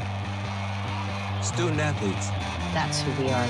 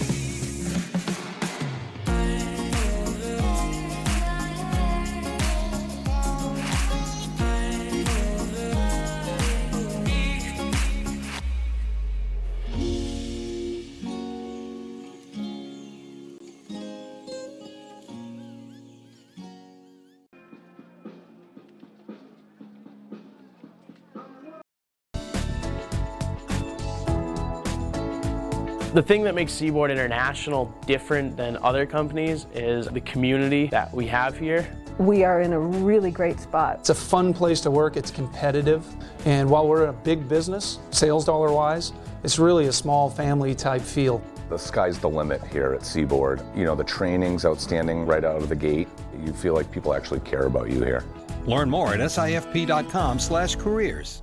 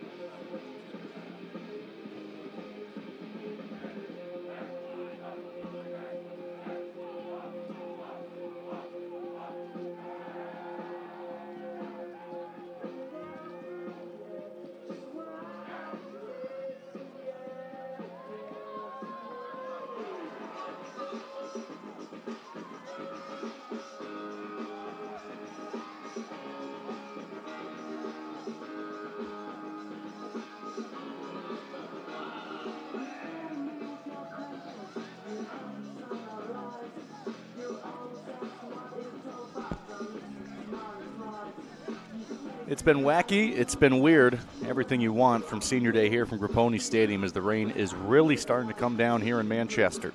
Tyler Davey, Chris Schuker with you. 14-10, St Anselm with the lead. They will receive the opening kickoff. And a couple of turnovers for both sides. 2 interceptions for Drew Willoughby to go with 2 passing touchdowns. And the deflection interception for Jason DeMild. The fumble for Xavier Torres. Really, you look back at this first half and you just think how differently things could have gone if it weren't for some of those untimely turnovers. Oh, it was the turnover. You know, Willoughby had 1 interception in the end zone, a ball that he maybe threw a little bit too soon. It took points off the board, obviously, and then Yellow Jackets kind of turned it right back over and gave it back to the Hawks on the fumble on the punt. Helped out the Hawks. They didn't score on it, but it did help change field position. And as we've seen pretty much all season, Drew Willoughby doesn't care about 2 interceptions. He throws that perfect ball down the right sideline for Bobby Long on the 33-yard touchdown to put the Hawks ahead, which is where we sit right now at 14-10. Willoughby's ability to just put bad plays out of his mind is what I think that might be the number one thing that's going to make him successful. He's got a great arm. He's got the ability to read the defense. And you love to see that, but you have to be able to forget about the mistakes. You're going to throw the ball away. When you throw the ball 50 times a game, eventually it will get caught by the other team. His ability to put that out of his mind, I think, is going to be what sets him apart as he becomes a junior and a senior. What's the term you coined? Good, bad, short-term memory? Yes, he's got a good, bad, short-term memory. See what it does for him in the second half is Josh Hamill, the lefty kicker, first year from New Hartford. To get it underway, it's Morgera and Kern back deep to receive. Good boot to this one in the driving rain. The end zone touchback for St Anselm. It's Drew Willoughby to lead out the offense for the first time here in half number 2. They'll start from the 25. We mentioned how in the game against Pace, St. Anselm was really able to get the running game going, which became them a bit more two-dimensional, not just the all-out air raid offense, but just 0 net rushing yards on 13 attempts in that first half. They did have some success through the air, the 2 touchdowns for Drew Willoughby and 122 yards. Man, the Jackets give up 182 yards per game on the ground. They've given up 12 rushing touchdowns during this 5-game losing skid. They came in just giving up 5 passing touchdowns throughout the whole season. Gave up 2 in that first half. Vincent Wagner gets the call and a gain of 6 up to the 31. And when taking into account the sacks of Drew Willoughby, which count as rushing stats, the Hawks had -2 rush yards in that first half. Excuse me, 0. They were a flat 0, actually. Yeah, Wagner led the way. He had 27. Audible called by Willoughby, changing the play. On the edges, Terrell Wallace had the interception in the end zone. Was beaten for the first touchdown, but was pretty A-plus ever since. Wagner jukes by a hit and rambles forward up to the 41, a gain of 9, and a fresh set of downs for St. Anselm. Yeah, with the rain coming down, it's going to be so much harder to wrap up these guys, and Vincent Wagner is hard to wrap up anyway. You see, in these conditions, all the receivers for St. Anselm playing barehanded. No receiving gloves on for them. Carson Goda led the way. He had 3 catches in the first half, and Bobby Long, 33-yarder movement. Flag the line judge here, and this will back up St. A's.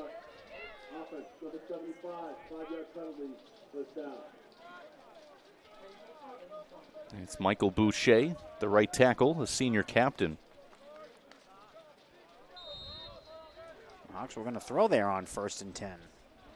After 2 run plays resulted in the first down. We'll back them up 5 to the 36. Clock rolling, rain pouring down from Grapponi Stadium. Credit to the fans that have stuck it out. Last chance to see them this year. 4th and final home game. Willoughby to pass. Was deflected over the middle. Wagner on the second effort, and once again, it's that ball that just seems to stay in the air forever off a deflection. Wagner's ability to see that ball right there probably prevented an interception. He was able to tip that to himself and almost haul it in, but did a nice job of just keeping it away from the Jackets defense. It's now a handful of times we've seen the ball be batted at the line of scrimmage. One actually led to a catch for Anthony Brown. That's 2nd and 15. Progress halted for the moment for St. Anselm.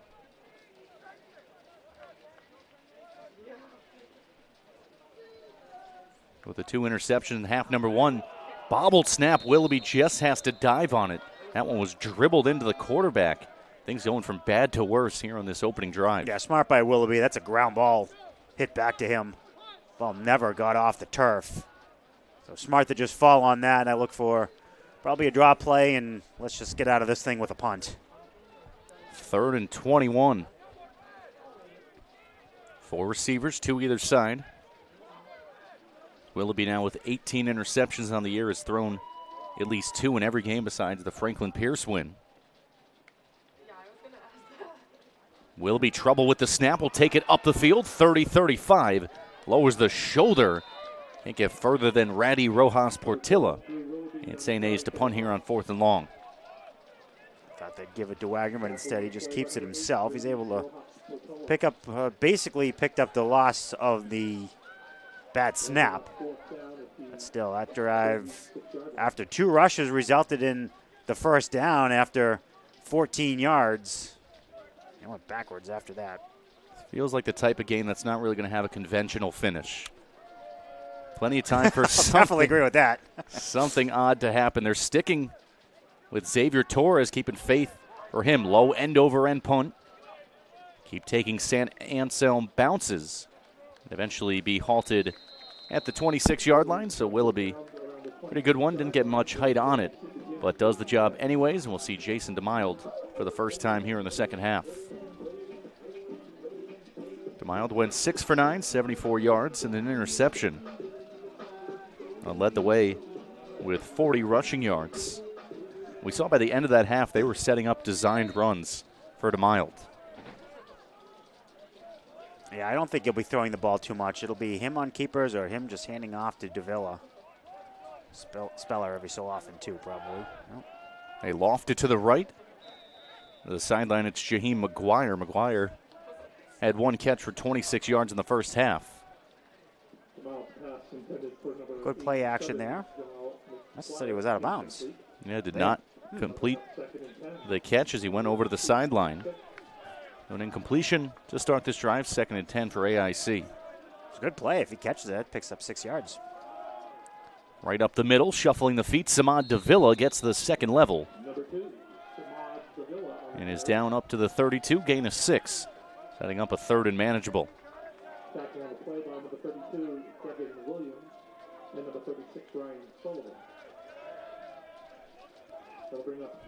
Javon Adams will come in. He'll take the place of Angel Baez.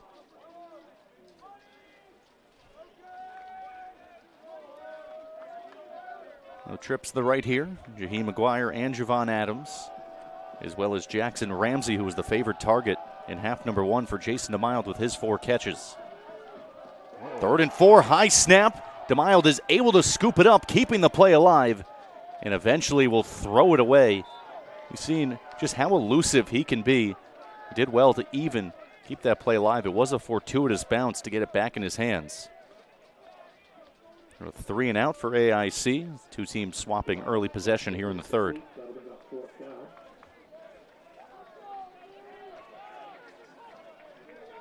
We've seen a low snap and now a high snap early on in this 3rd quarter. And again, that's got to be the elements.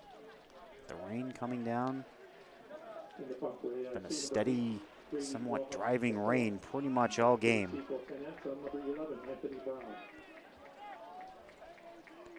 This will be the 4th punt for Ratty Rojas Portilla. Nose down punt. Anthony Brown will let it bounce. It keeps spiraling. Oh. It was played early. Right there was Xavier Torres, who has really not had a special teams day to write home about. Lost 1 fumble. Lost the handle of another, and that one looked like it had an extra 10-plus yards on it. Absolutely.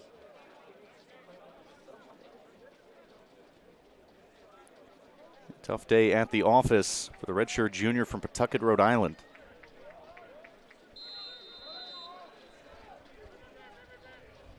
So Willoughby back out there. They'll start from the 26 near hash mark. Bobby Long by himself here on this near side. Give is to Wagner, follows the blocks, gets up to the secondary.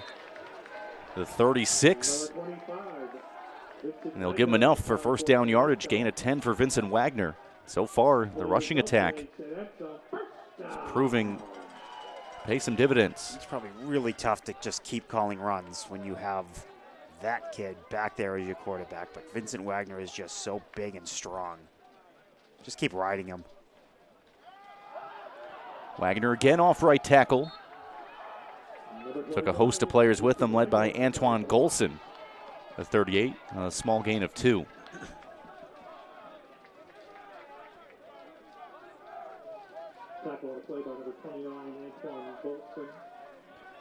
The two favored targets, Long and Brown, both on the left side now.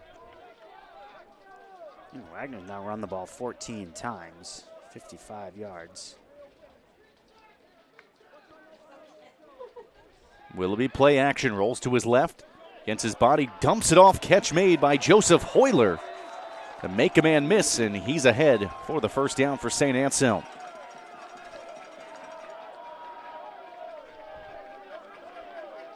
It's just Hoyler's 6th catch of the season. He had only 8 yards on his previous 5, and his long was 7. Moves the sticks, approaching the AIC side of the field. That's a perfect call there. They faked it to Wagner and just found the short man. They give to Wagner now, running downhill, and powers his way ahead. Another gain of 10 and another first down to move the sticks for St. Anselm.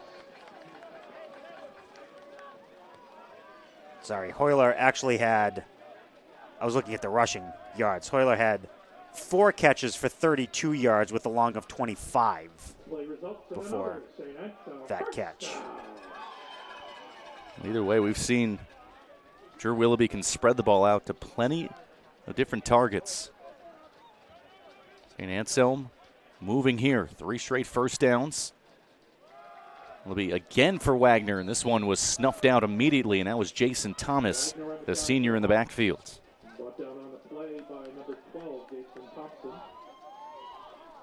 Thompson leading the NE10 in tackles and tackles per game. He's 6th in the country with 11.4 stops per game.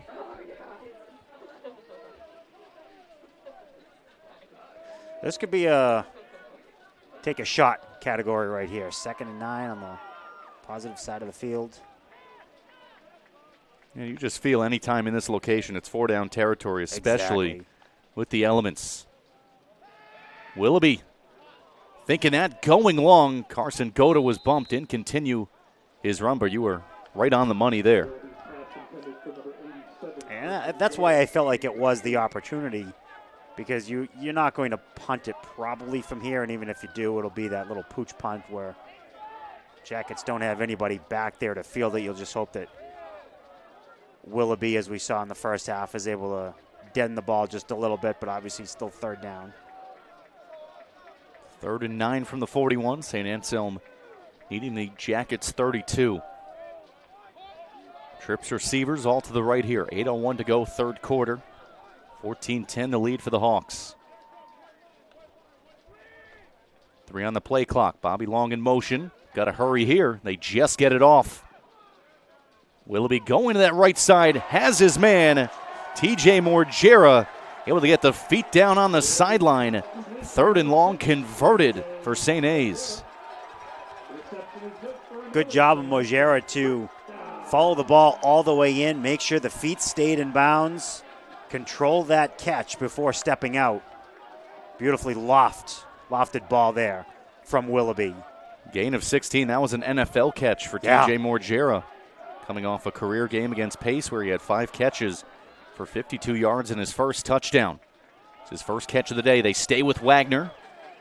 The juke by 1 keeps the legs moving and brought a defender up with him to the 17-yard line, a gain of 8. This has been really impressive here for St. Anselm to orchestrate this drive. They keep moving, and so far, no big negative plays that have really halted their momentum.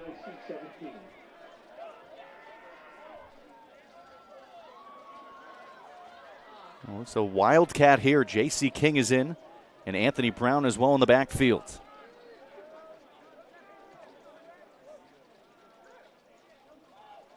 Another ground ball snap, and flags go here.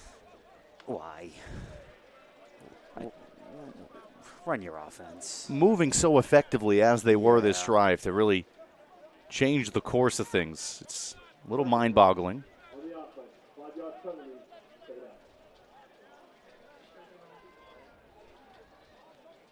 Couple of botched snaps here for James Daly. That one, flag had already gone. Well, loss of 5 in the false start. Well, I think take that play, stash it deep in the playbook. Let it collect some dust. Use that in a couple weeks against maybe Bluefield when you don't. It's a non-conference game. 3 weeks from now, actually. Vincent Wagner trying to get some of the yards back. No, 2 weeks. It'll be Assumption on the road next week, November 6th, and then Bluefield State on the 13th. 2 games remaining after this one in the season. St Anselm, the final home game of the year, senior day from Grapponi Stadium. Yeah, trip to West Virginia in a couple weeks. Bluefield State in the infancy of their program. Down the middle, caught a deflection on its way through. Fall harmlessly, 4th and 4, and out comes Patrick Carroll as Joe Adam will take the points.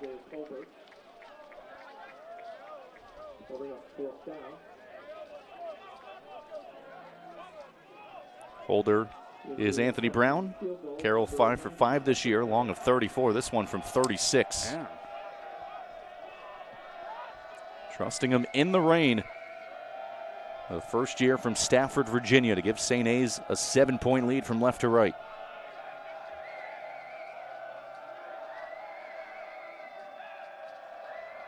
Low snap, dug out. End over end, doink. Off the left post. First miss of the season for Patrick Carroll. You know, it was such a promising drive that spirals out. St. A's comes out without any points. Caught that upright flush and came almost straight down. And I hate to go back to that decision, but it's that false start penalty when you try to run a wildcat with Anthony Brown in the backfield and J.C. King, and your quarterback splits out wide left. And it seemed like it was such a momentum killer, and I'm not going to question a coach's call, but it changed everything on that drive from 2nd and 2 to 2nd and 7. Next thing you know, you're trying a long field goal, you come up short. Still have the lead. It's still 14-10, and this is a game it feels like it'd be so much more. The opportunities both teams have had. Oh, that helps. Quick play action intercepted. Devin Williams right down the middle, still on his feet, cuts outside.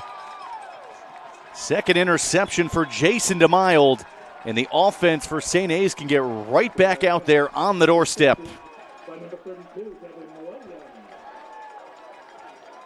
Don't think he had much there, because even if he gets it over the top of him, Suton Woolbright Jr. is right there in front of his intended target. So I think if Williams doesn't get it, Woolbright would have.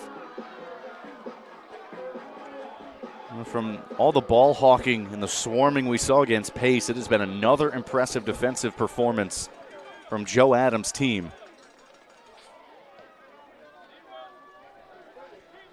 First and 10 from the Yellow Jackets, 13. The red zone. St. A's 14 for 26 in their previous trips, getting touchdowns. Vincent Wagner angled himself to the right. Able to bounce, maybe for a gain of 1.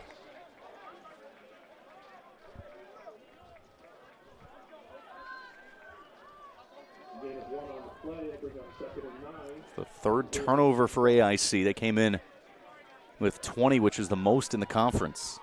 Most penalized team as well. They had a couple of big pass interference penalties in the first half. Go to in motion, 2nd and 9. Willoughby looking for Bobby Long. Corner of the end zone. Was batted away at the last second. And they like Long one-on-one coverage. Just couldn't call this one in. Yeah, I mean, he's Bobby Long, and he is long. He's a big, wide long and lanky, I should say, with wide arms, ability to reach out there and go up and get a ball, and just got knocked away at the last second. Might not have been able to keep the feet in bounds anyway. It was right up against that back end line. First breakup of the year for Roland Paiute. First of his career, the first year from Union, New Jersey. Empty backfield on 3rd and 9 for Willoughby. Anthony Brown coming this way. Willoughby flush to his right. Got him. Puts it into the end zone. Touchdown. It's Joseph Hoyler. Found a little bit of space, and Willoughby put it right on his chest. 3rd touchdown for Willoughby, and points off turnover. St. Anselm makes it pay, up 10. Hoyler did a great job of finding the void in the zone. Sat there, Willoughby saw him, and Hoyler dropped down to 2 knees before the ball got to him, knowing that that was the best way to haul it in. Great job by Little U's Joseph Hoyler. He had a big first down on the previous drive and comes up with the 6 on this one. First career touchdown for Joseph Hoyler. Patrick Carroll out for the extra point to give St. A's an 11-point lead, 5:04 to go in the 3rd. He watched that thing all the way into the breadbasket. He dropped down, and he was not going to let that thing get away. By any means necessary. Yeah. And a missed timing play there. Patrick Carroll was expecting it. There is nowhere to hide when you're the kicker who was charged with the false start. Because where else is anybody watching? Well, chance for Carroll to test it out from 5 yards back.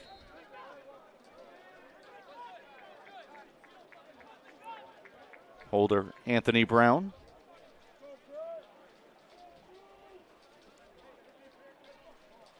Carroll this year 22 for 23 on extra points. Puts it up right down the middle. It is good, 21-10. And off the interception for Devin Williams, St. Anselm. 3 plays, 12 yards, Joseph Hoyler, his first career score. St. Anselm, first points of the half, growing their lead, largest of the afternoon. Get some scores elsewhere in the NE10. Stonehill went to Stonehill went to Pace and won that game 19-8. That game started at noon, so that one is already over. You have New Haven hosting Assumption. That's a 14-10 game. Assumption just got on the board with their first touchdown. There's still 7:20 left in the 4th. The Greyhounds still have an opportunity.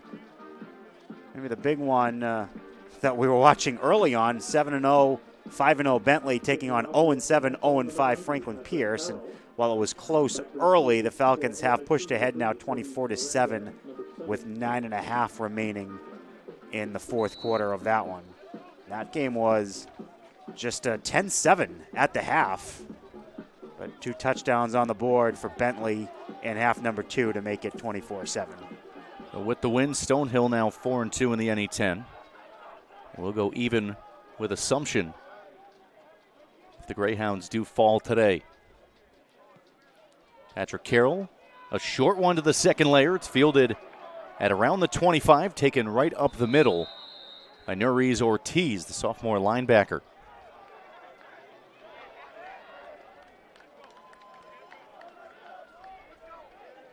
Well thought there with the way that AIC has put the ball on the ground, wet conditions. Test out someone else who really wasn't expecting it. See what could happen. Well, now you're getting into a spot where AIC might need to start throwing the ball a little bit more than they would like. Down still only by 2 scores, 11 points. I wonder how much time they can take off the clock. Mild on 1st and 10. Delayed handoff will keep it himself to the right edge. 40.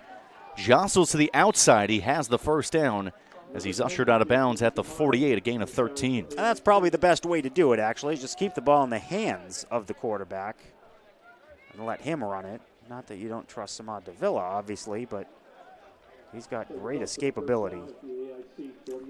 And we've seen more and more run-pass options and designed quarterback runs utilized by offensive coordinator Matthew Diniak. 10 rushes, 53 yards for DeMild. Had season-high 93 rushing yards last game. Lost to Assumption. Davila, hard-fought gain of 1, had to bounce past a couple of would-be tacklers.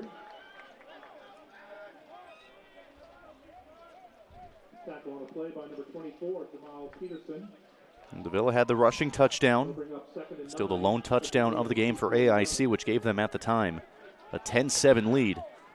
14 unanswered for St. Anselm. Hawks showing pressure. Borolkowski, quick throw to the right. He's got his man, Jaheim McGuire. We saw them go for that quick out, and this time McGuire able to stay in bounds. Complete the catch just short of the line to gain.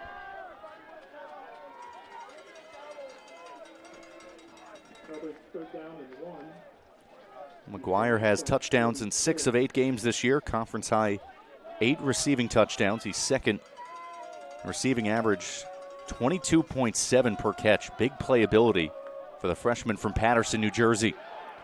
Running play going nowhere. Flag was thrown.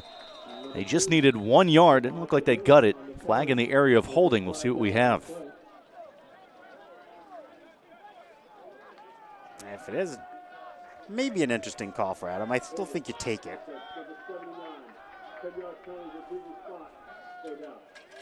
Because otherwise it's 4th and 1. Or they have 3rd and 11, thank you. Especially that spot of the field. It was a no-brainer. AIC would go for it. 3rd and 11 will back them up. Back to the Jacket side of the field.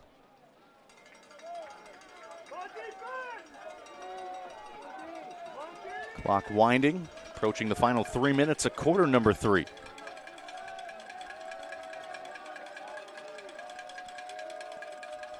DeMild 4 wide.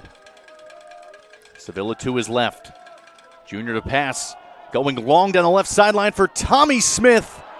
He had a step in coverage. Couldn't complete the catch. In and out of his hands. It was Brandon Potts who was trying to stick with him.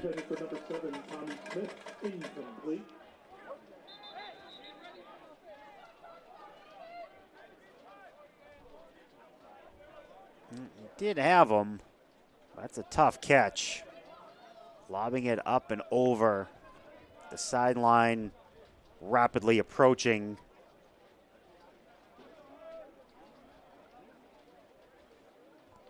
So we have a down Yellow Jacket. Seems to be Julian McIntosh, the redshirt sophomore center.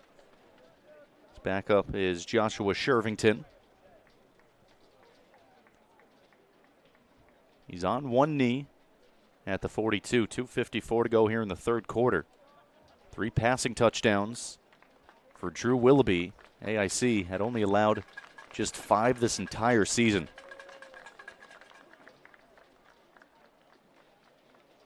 Getting off under his own power. You have 4th and 11. Out comes the punting unit in Ratty Rojas Portilla.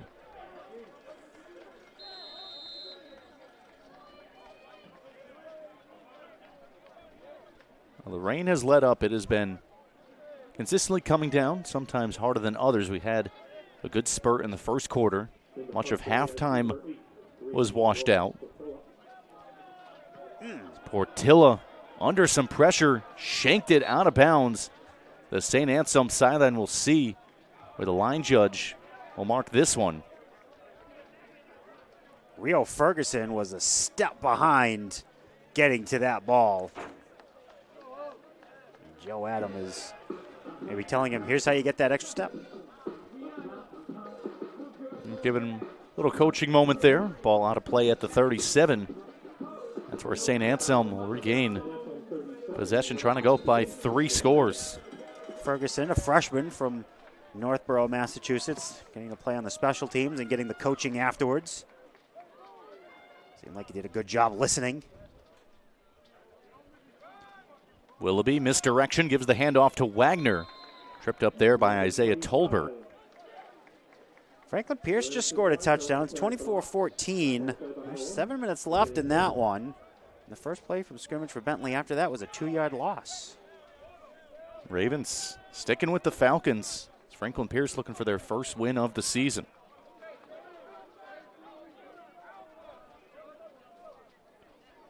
St. A's looking to make it back-to-back wins at home and in the conference. 24-16 victors against Pace last Saturday. Another give to Wagner. He is met from behind by Latrell Hollis. He's played a big role here this afternoon. He was brought down on the play by number 55, Latrell Hollis.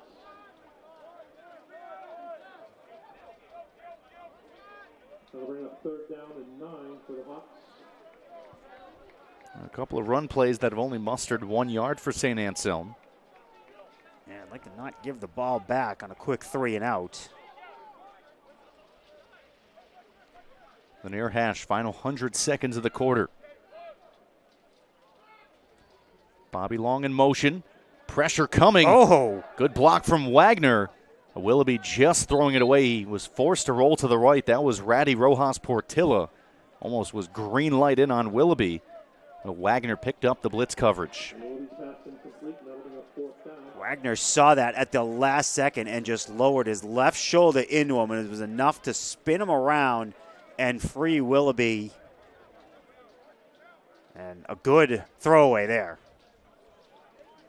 A 3 and out for St. A's. I said free Willoughby. Willoughby standing at his 23. Xavier Torres. End over end. Maybe just back away from this one. Torres will let it bounce and just fall on it at the 26. The man lives dangerously. Well, a flag upfield at the 50. There is an AIC special teamer without his helmet.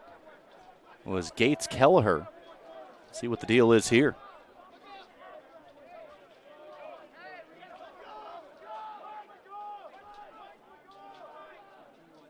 Joe Adam getting an explanation as to what occurred upfield.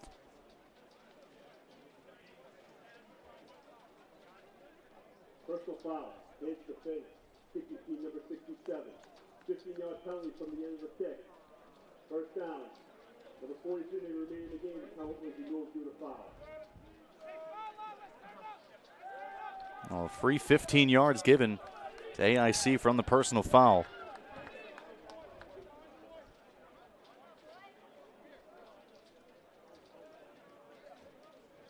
Now another discussion going on for officials standing at the 26.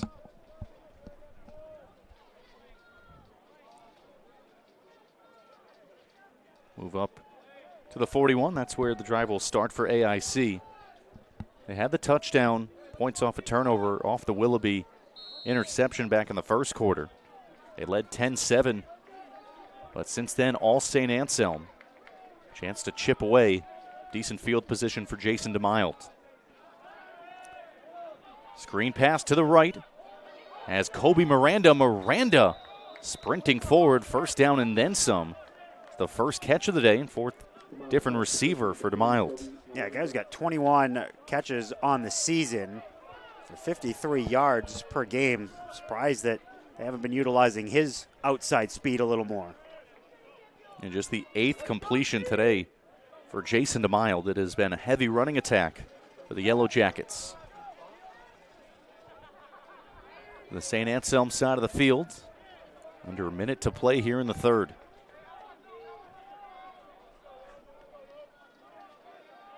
Four receivers. 3 set up to the left.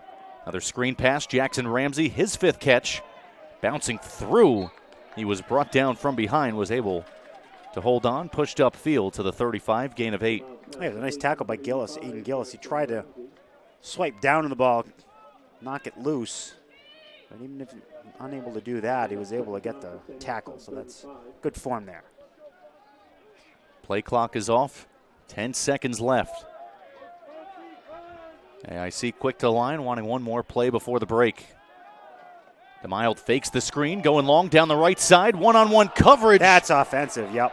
Quite the push off there. A very simple one as Sultan Woolbright was just pushed out of coverage. Yeah, and he needed to be because otherwise, as you said, Sutan Wilbright has that interception clean. He saw the play. He had his head turned around completely, had his man behind him. He's able to intercept that ball easily. That's a situation. Jaheim McGuire had to go from wide receiver to defensive back pretty quick. Yeah, that was Sutan Wilbright's and his only. The third pass interference, first offensive of the game for AIC, will take us the end of quarter number 3. St. A's gets a touchdown. 21-10 the score. Joseph Hoyler, first career score, 3 passing touchdowns for Drew Willoughby. St. A's trying to close it out here on Senior Day.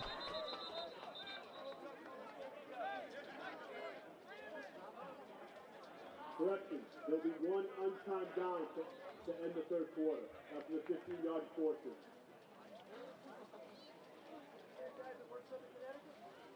St Anselm SidelineStore.com offers Hawks fans everywhere one-stop shopping for branded apparel, hats, drinkware, bags, and more. The store also offers officially licensed Under Armour products. Products can even be customized to feature the sport of your choice. Head to St Anselm SidelineStore.com to check out the hundreds of great items available now. You can also sign up for email alerts on flash sales and specials that run all year long. That's St Anselm SidelineStore.com.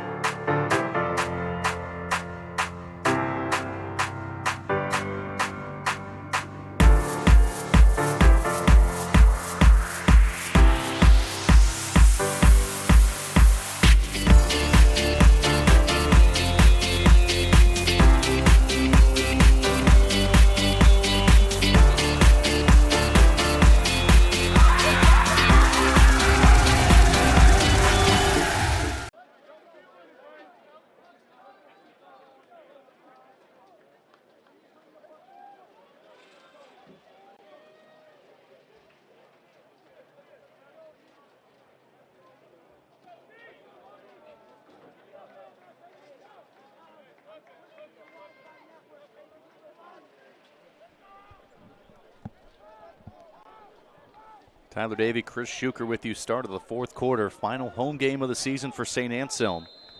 They lead 21-10 off the offensive pass interference. 2nd and 17 for AIC from midfield.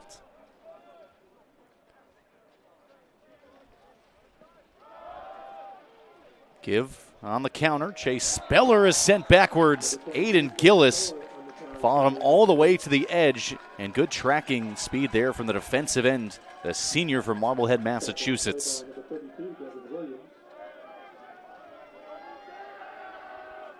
I can tell you, right side of the defensive front for the Hawks just followed him. They just sidestepped, like all 3 of them basically just sidestepped to the right. And Speller had nowhere to go. No gain on the play. We stick at the 50. 3rd and a mile here for AIC.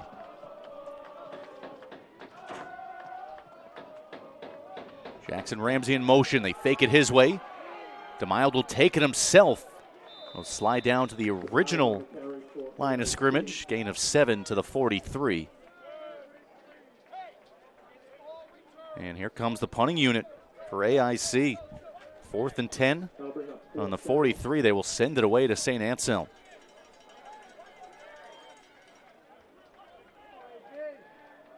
I'll ask you, do you like this call?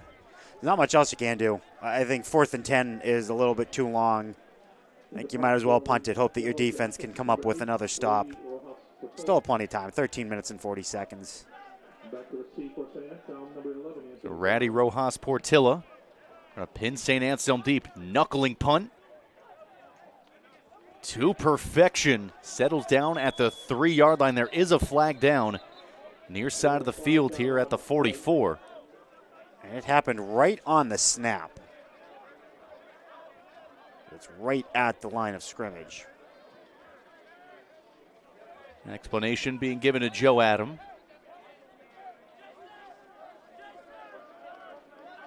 Mass confusion. That's against the Yellow Jackets. We'll have to do it again.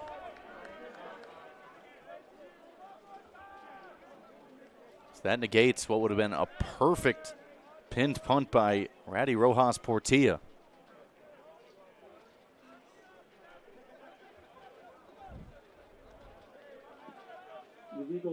infomation is the call against AIC.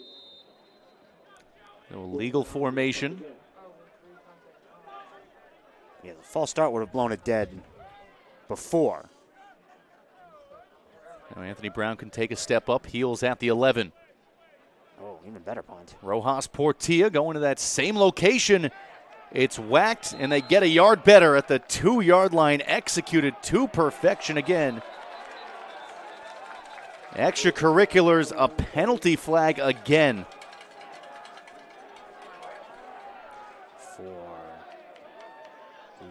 Oh, okay. Kind of spiked the ball down afterwards.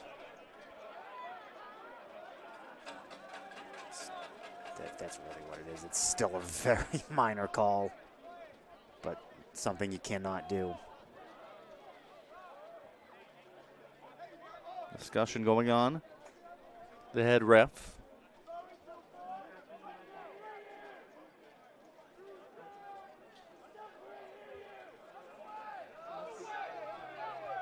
They say it's against St. Anselm. They pointed that way. Yeah, he might have just pointed the wrong way. His mic's not working either. Mike's dead, pointed the wrong way. Maybe. Yeah, maybe. We don't know exactly yet, but a banner sequence for the moment. For it to be on the Hawks, they would have had to have said something and would have had to have been audible to one of the officials. And words don't usually draw a flag because it happened right after the ball got spiked down. Maybe not Gronk-like, but still got spiked. The official was just trying to relay something to the crowd, which was inaudible. Well, if it is against St. Anselm, it'll back them half the distance to the 1-yard line. Yeah. But now they're moving it up. Unsportsmanlike conduct is the call against AIC. Up on sportsmanlike conduct, just got the Wow. confirmation. They have a great punt that gets negated on the illegal formation. They get an even greater punt, and then they lose 15 yards on the unsportsmanlike conduct that immediately follows the play. They're not the most penalized team in the conference by mistake. Yeah. St. A's get some daylight. They catch a break, still inside the 20. Much more buffer room now for Drew Willoughby. And a flag. Laundry list accumulating here. This game is going to roll right into the men's hockey game that's happening afterwards that I'll be doing over there at Sullivan Arena, right behind us. Thought there'd be a little bit of a buffer zone in between, but we're just going to go right from football to hockey, apparently. It's been quite the afternoon here for Grapponi Stadium, the send-off for the seniors. No, 1st and 15. Willoughby again. Gives the handoff, running right. Wagner bulldozes a man forward and gets a gain of 4. He just runs hard every time. He may not have the biggest hole, but he'll create one. A strong downhill runner, the junior from Staten Island. Called on him in a big way here in half number 2. 21 rushes for 79 yards.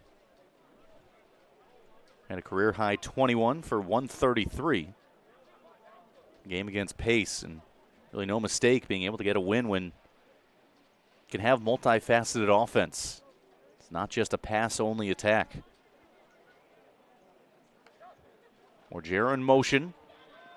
They give to Wagner again, a new career high in attempts. He was bundled immediately, no gain. Still St. A's behind the sticks on 3rd down.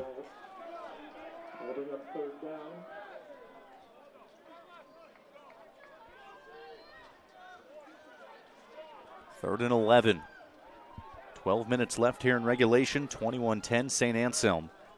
All the Yellow Jackets scoring in the first quarter.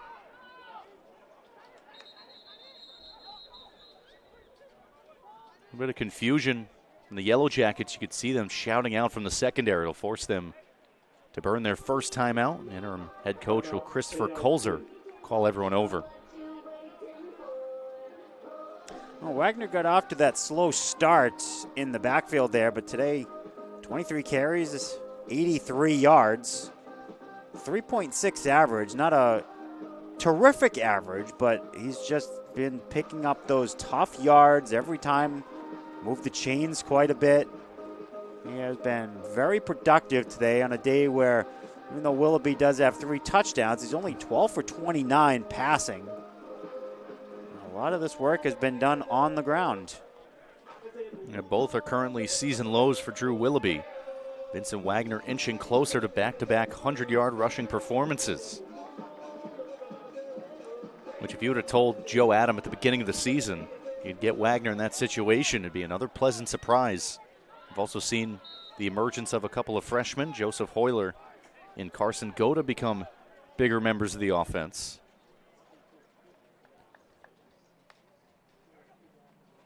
Snap had to be corralled to his right. Willoughby lets it fly for Brown, a one-handed catch, couldn't haul it in.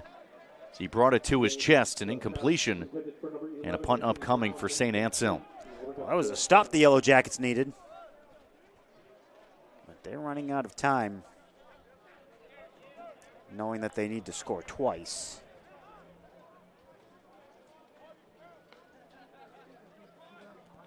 Drew Willoughby punting for the 6th time today, averaging 38.6 along a 41. 1 touchback and 1 inside the 20. Heels at the 2-yard line. Xavier Torres waits at the Hawks logo at midfield.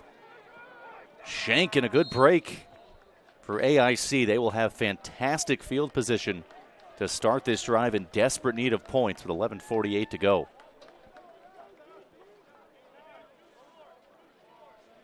A miss hit from Willoughby. They'll start from the 33-yard line.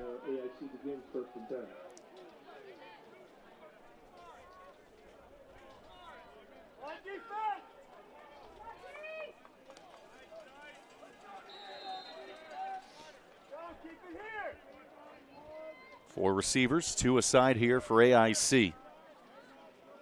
Their lone touchdown of the day, they started from the St. A's 22. This time from the 33. Pressure coming. DeMild able to shake away. Went to the far side against the grain, was looking for Faison Carney, his first target of the afternoon.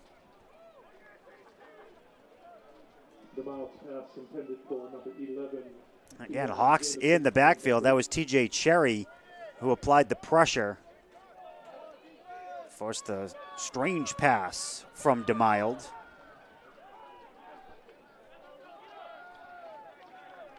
DeMild on 2nd and 10. Clean pocket to pass here. Going long, right side of the end zone into double coverage. Fought for. Again, he's going for the big body of Faison Carney, who couldn't bring it down. Ahmad Brown was there. And again, that was Carney who kind of played the defensive back. He was just intent on knocking it.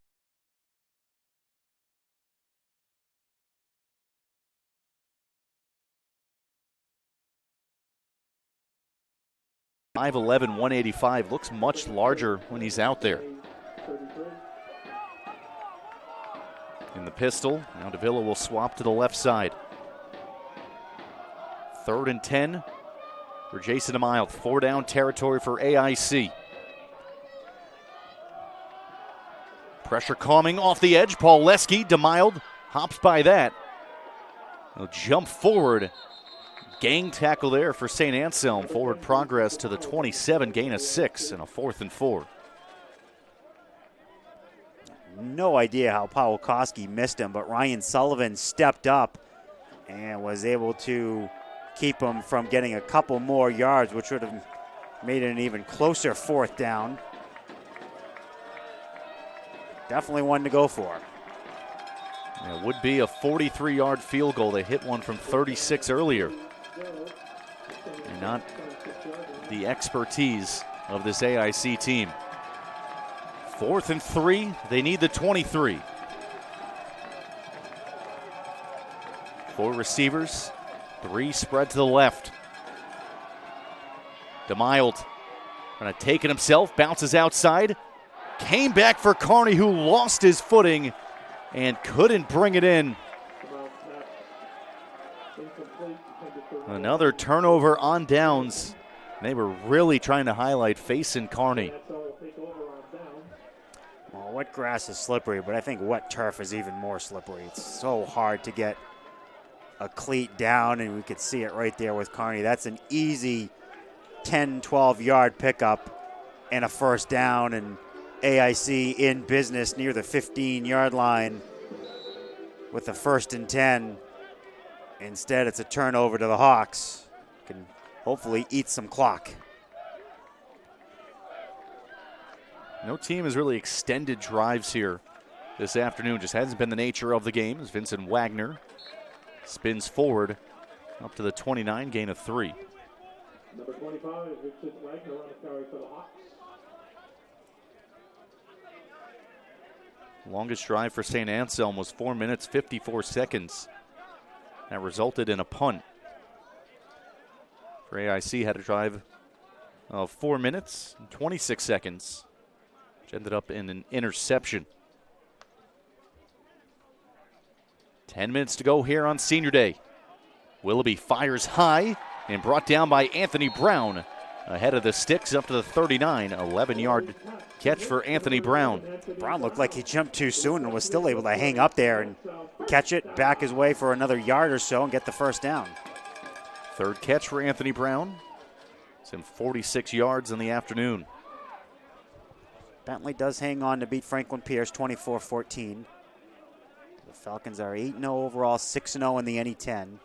Franklin Pierce the exact opposite, 0-8, 0-6. Lone conference win for AIC was against the Ravens, 38-19, back on September 18th. Since then, spiraled away. 5 straight losses for the Yellow Jackets. Wagner pounds ahead. Wagner on the carry for the Hawks. Tackle on the play by number 12, Jason Thompson. And number 19, Ahmad Rabah. Willoughby in no hurry here, under 9 to play. 2-score game. All the scoring for AIC back in the first quarter. 14 unanswered right now for St. Anselm.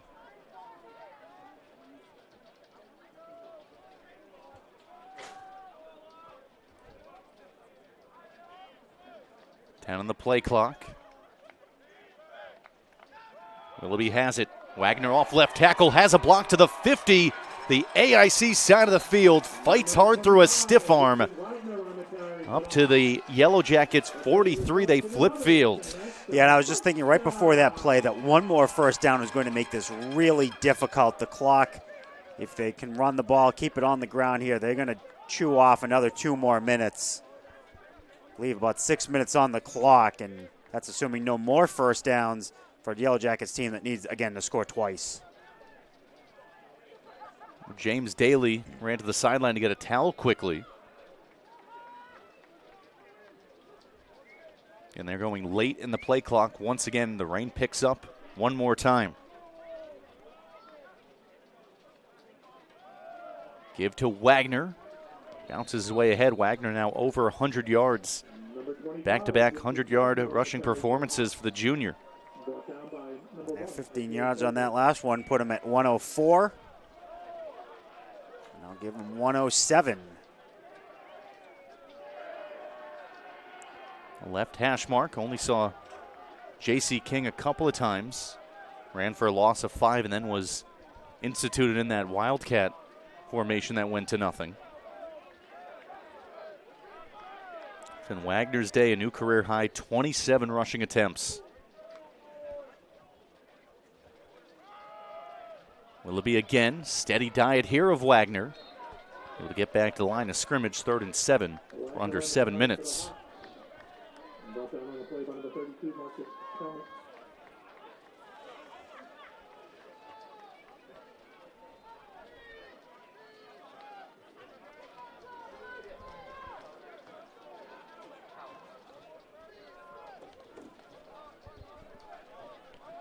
Willoughby 13 for 31. More rushes than passes here this afternoon. Again, a poor rushing defense was one of the stories for AIC. They've really been bruised on the ground. 3rd and 7. Willoughby fires dangerous pass into double coverage. Was knocked away by Marcus Thomas, the redshirt sophomore. Kind of telegraphed that one, stared down Anthony Brown the whole time. So it does stop the clock, brings up 4th down. But again, they'll only have 6 minutes left, trailing by 11. So even though it doesn't result in any points, it does at least one of the jobs that this drive was intended, which was to take some clock. It was 3 minutes where AIC couldn't score. 11-point game. Needing 2 scores, Willoughby from the 50. Spiraling, a fair catch. There for Xavier Torres at the 10-yard line. 90 yards to roll here for Jason DeMild. 6:09 left. 2 timeouts to go for AIC. They have just 106 yards in the air for this game, does DeMild. 0 for 3 passing in this quarter. Well, you touched on it earlier in the half. You said AIC would eventually get into a situation where they'd have to pick up the passing offense in an uncomfortable situation. 2 interceptions for DeMild. 90 yards to Pater. Time quickly becoming a factor. DeMild dumps over the middle, has his man Javon Davis. Gets up to the 29, a gain of 19, and it's chunk plays like that that are going to be so important for the Yellow Jackets.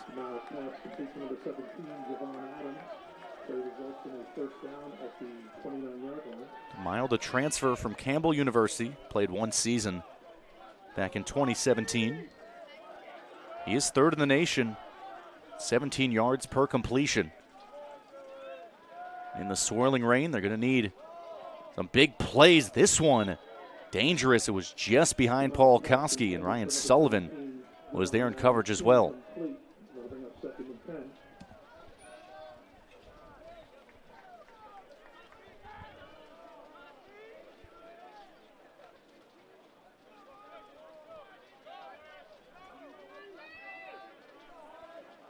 Mild was the NE10 Offensive Player of the Week back on September 20th. Threw for 300 yards and 4 touchdowns against Franklin Pierce, the last win for AIC. The Mild was flushed out, flag was thrown. In the area of holding, there was pressure in the face of Jason DeMild.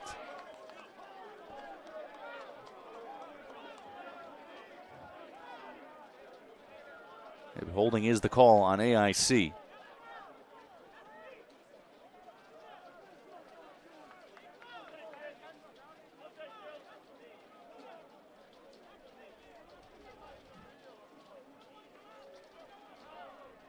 Holding is the call against AIC.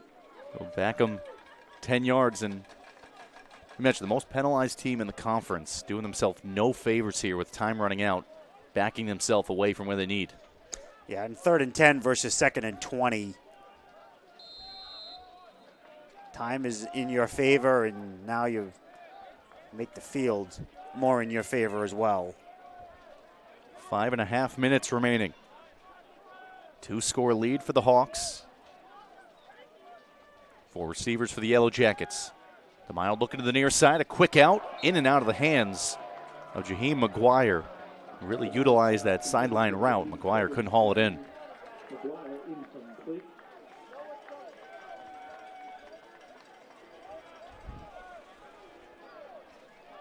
It's a good play. Would have picked up a good 10, 11 yards.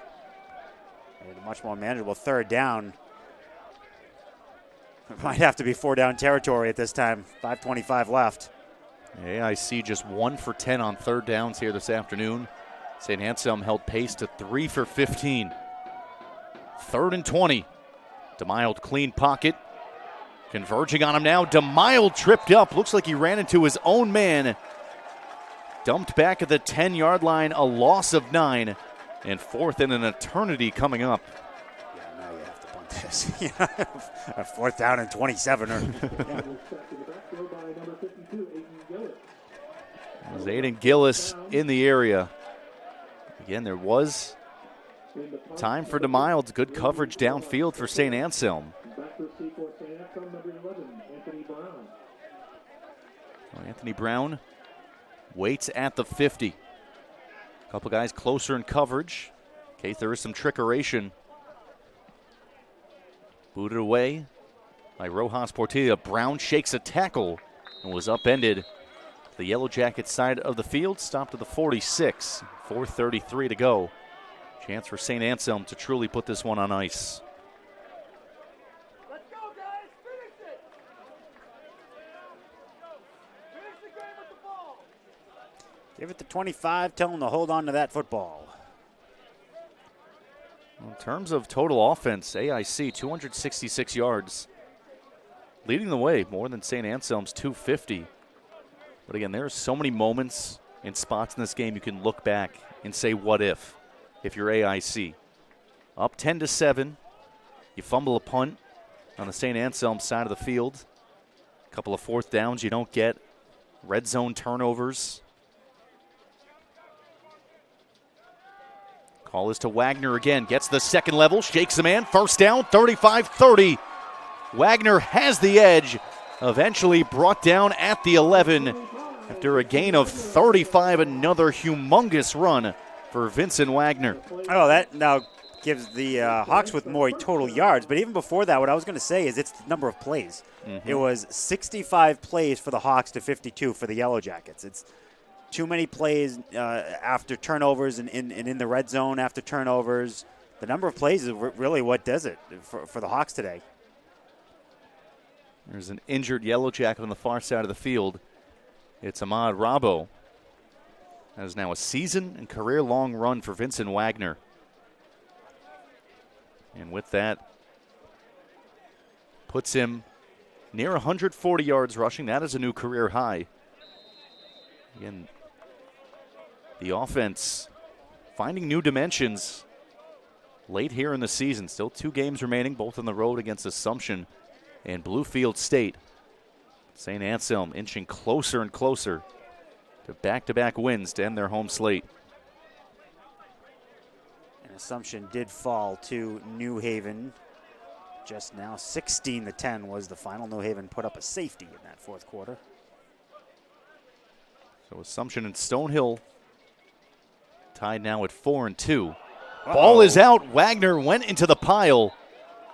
All indications say St. Anselm got the ball back. That could have been drastic for the Hawks. Able to jump on it. Just wind down more clock with 3:30 to go. 25, Vincent Wagner on the carry for the Hawks.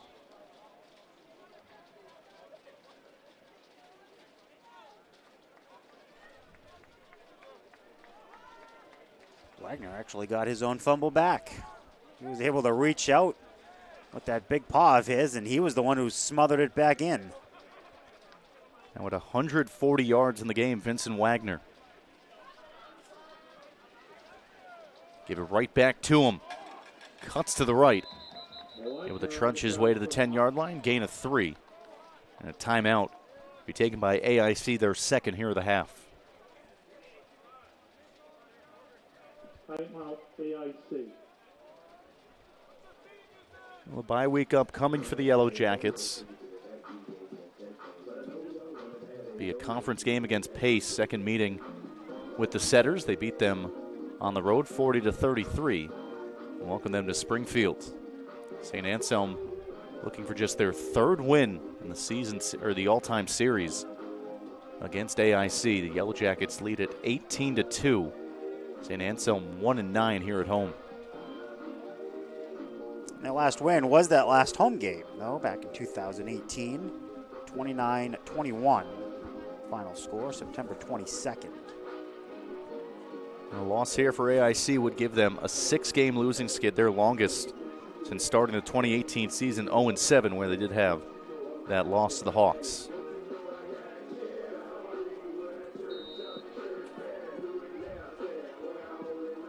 Well, some more Wildcat. J.C. King, Vincent Wagner. And there is a wall in the backfield. Drew Willoughby set up on the near side. Bound and determined to run this play today. Anthony Brown almost fumbled the direct snap. Will take it forward. Brown hurdled a man. And he lost the ball. AIC coming the other way, no whistles. This is a live play. All the way down to the 20. Cutting this side off a tackle. Bobby Long came from behind, but not before Isaiah Tolbert goes 95 yards. Flags coming late. My goodness.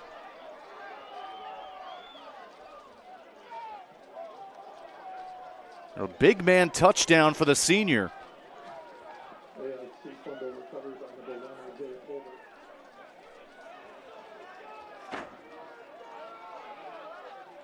Flags after the play. Bobby Long came a long way. Jump over the top of Isaiah Tolbert. We'll see what the call is here, but AIC with a score back.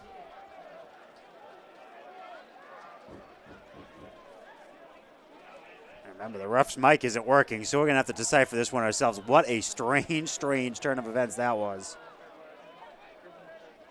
He did say in the third quarter this game would not have a conventional finish.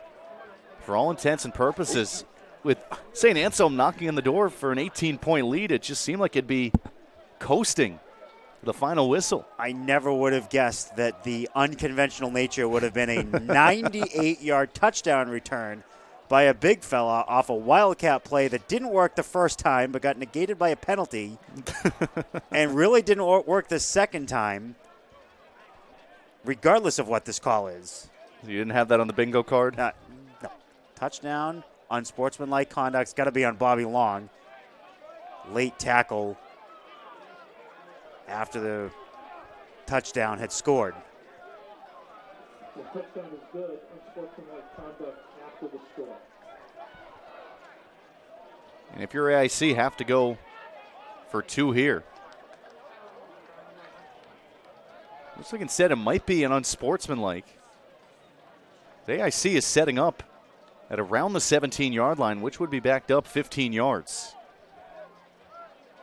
Right, he did. Yeah, that's right. Referee did point to our left, so that is on AIC. Which makes it even stranger. And again, if you're AIC, you just had an amazing play to put you within 5, 2-point conversion, field goal to tie, and unsportsmanlike after one of the biggest plays of your season. I think it's still going to go for 2. Why not? DeMild needs 18 yards here. St. Anselm almost jumped. DeMild pressure coming. Polkowski brings him down. The defense stands firm on the 2-point conversion from some distance. A 21-16. Not going to be a comfortable ride to the finish here. 2:38 remaining. AIC still with a timeout.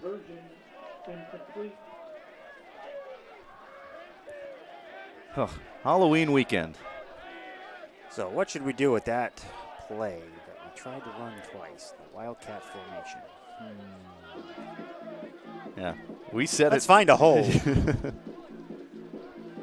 Bury that thing. Well, it even started with Brown almost fumbling the snap. Right.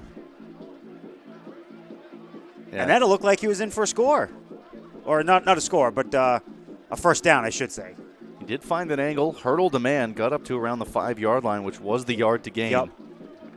And who else but Isaiah Tolbert, 6 feet 270, taking it 95 yards and giving AIC some serious life. Now, 1 timeout left. I imagine they have to try an onside kick here. Yes. The all-hands team on this near side. Wet ball. Cade Horton, Anthony Brown, Bobby Long, Vincent Wagner, and Joseph Hoyler on this side of the field. I mean, you got to kick it the other way. Querenbach, the lone man back. Onside kick on the way. Popped up in the air. It belongs to AIC. It wasn't touched, though. It wasn't touched. Penalty flags thrown. Xavier Torres went right up for it.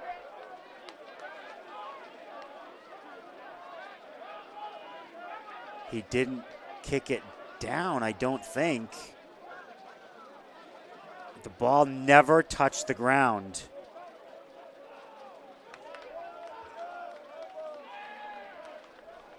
But the ball has to touch the ground before the kicking. Will it be a give to Wagner? Find a hole on the right side. Just gets back to the line of scrimmage, and the final timeout taken by AIC with 2:30 left.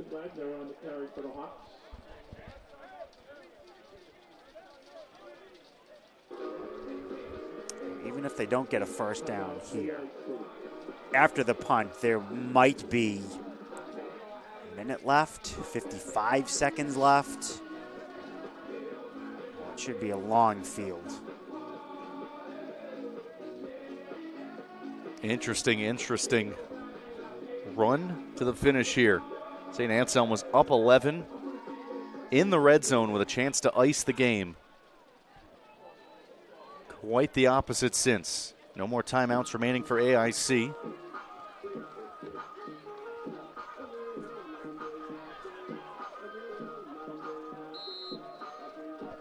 Drew Willoughby, Vincent Wagner flanks him to his left.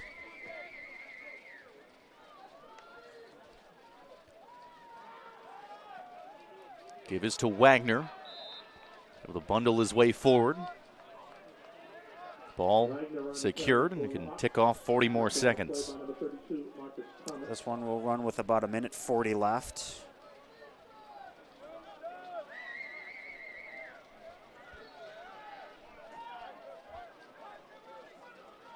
St. Anselm in no hurry. Drew Willoughby looks over to Jordan Sofcheck, OC in his 4th year.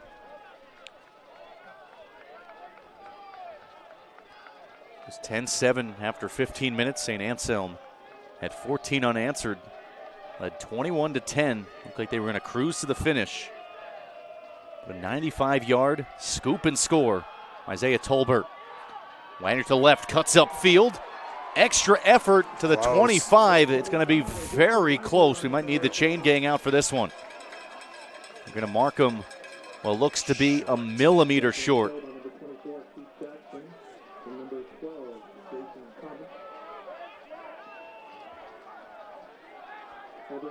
Offense staying out there.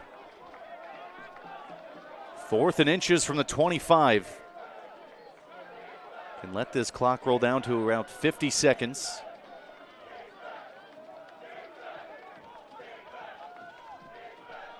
Just needing half a yard to ice this game. Libby takes the snap. Wagner made a man miss. Bounces forward off a contact. First down. That should be that. And that's yards numbers 153-54 for Wagner, and the two biggest ones of the day, because that will salt the final 53 seconds off. Career day for Vincent Wagner. Only right, he's the man with the final nail.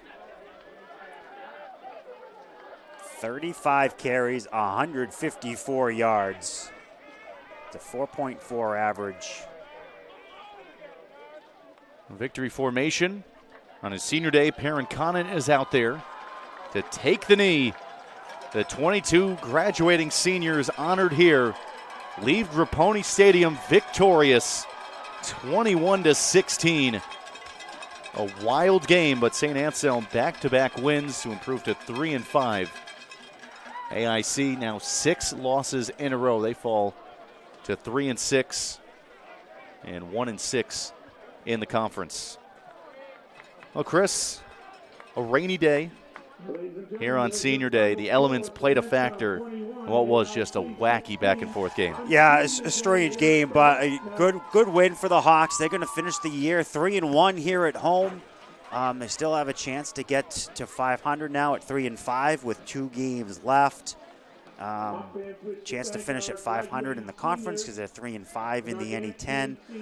And because it's the last time we'll see them this year, we can kind of look ahead to next year and say, wow, is the future bright with this team? And obviously it starts with Drew Willoughby, but we saw Vincent Wagner as well, and we've seen a lot of the young offensive players, the receivers obviously as well. Carson Goda with the touchdown. Obviously Anthony Brown And then defensively, Taylor Pawlikowski, another one that's going to be coming back next year. I mean, the future is so bright for this team next year with everybody that's coming back, and I already can't wait for next September for that. 2 more games on the road here for St. Anselm. Assumption next Saturday, then it's Bluefield State in West Virginia to wrap things up. AIC extend their season on a winning note and a 6-game losing skid, a game against Pace after a bye week, 12 p.m. on November 13th. Well, wrapping this one up here from Grapponi Stadium. Broadcast partner Chris Schuker, I'm Tyler Davey. Thank you so much for joining us for your final score one more time on Senior Day. St. Anselm 21, AIC 16. Enjoy the rest of your weekend and stay dry.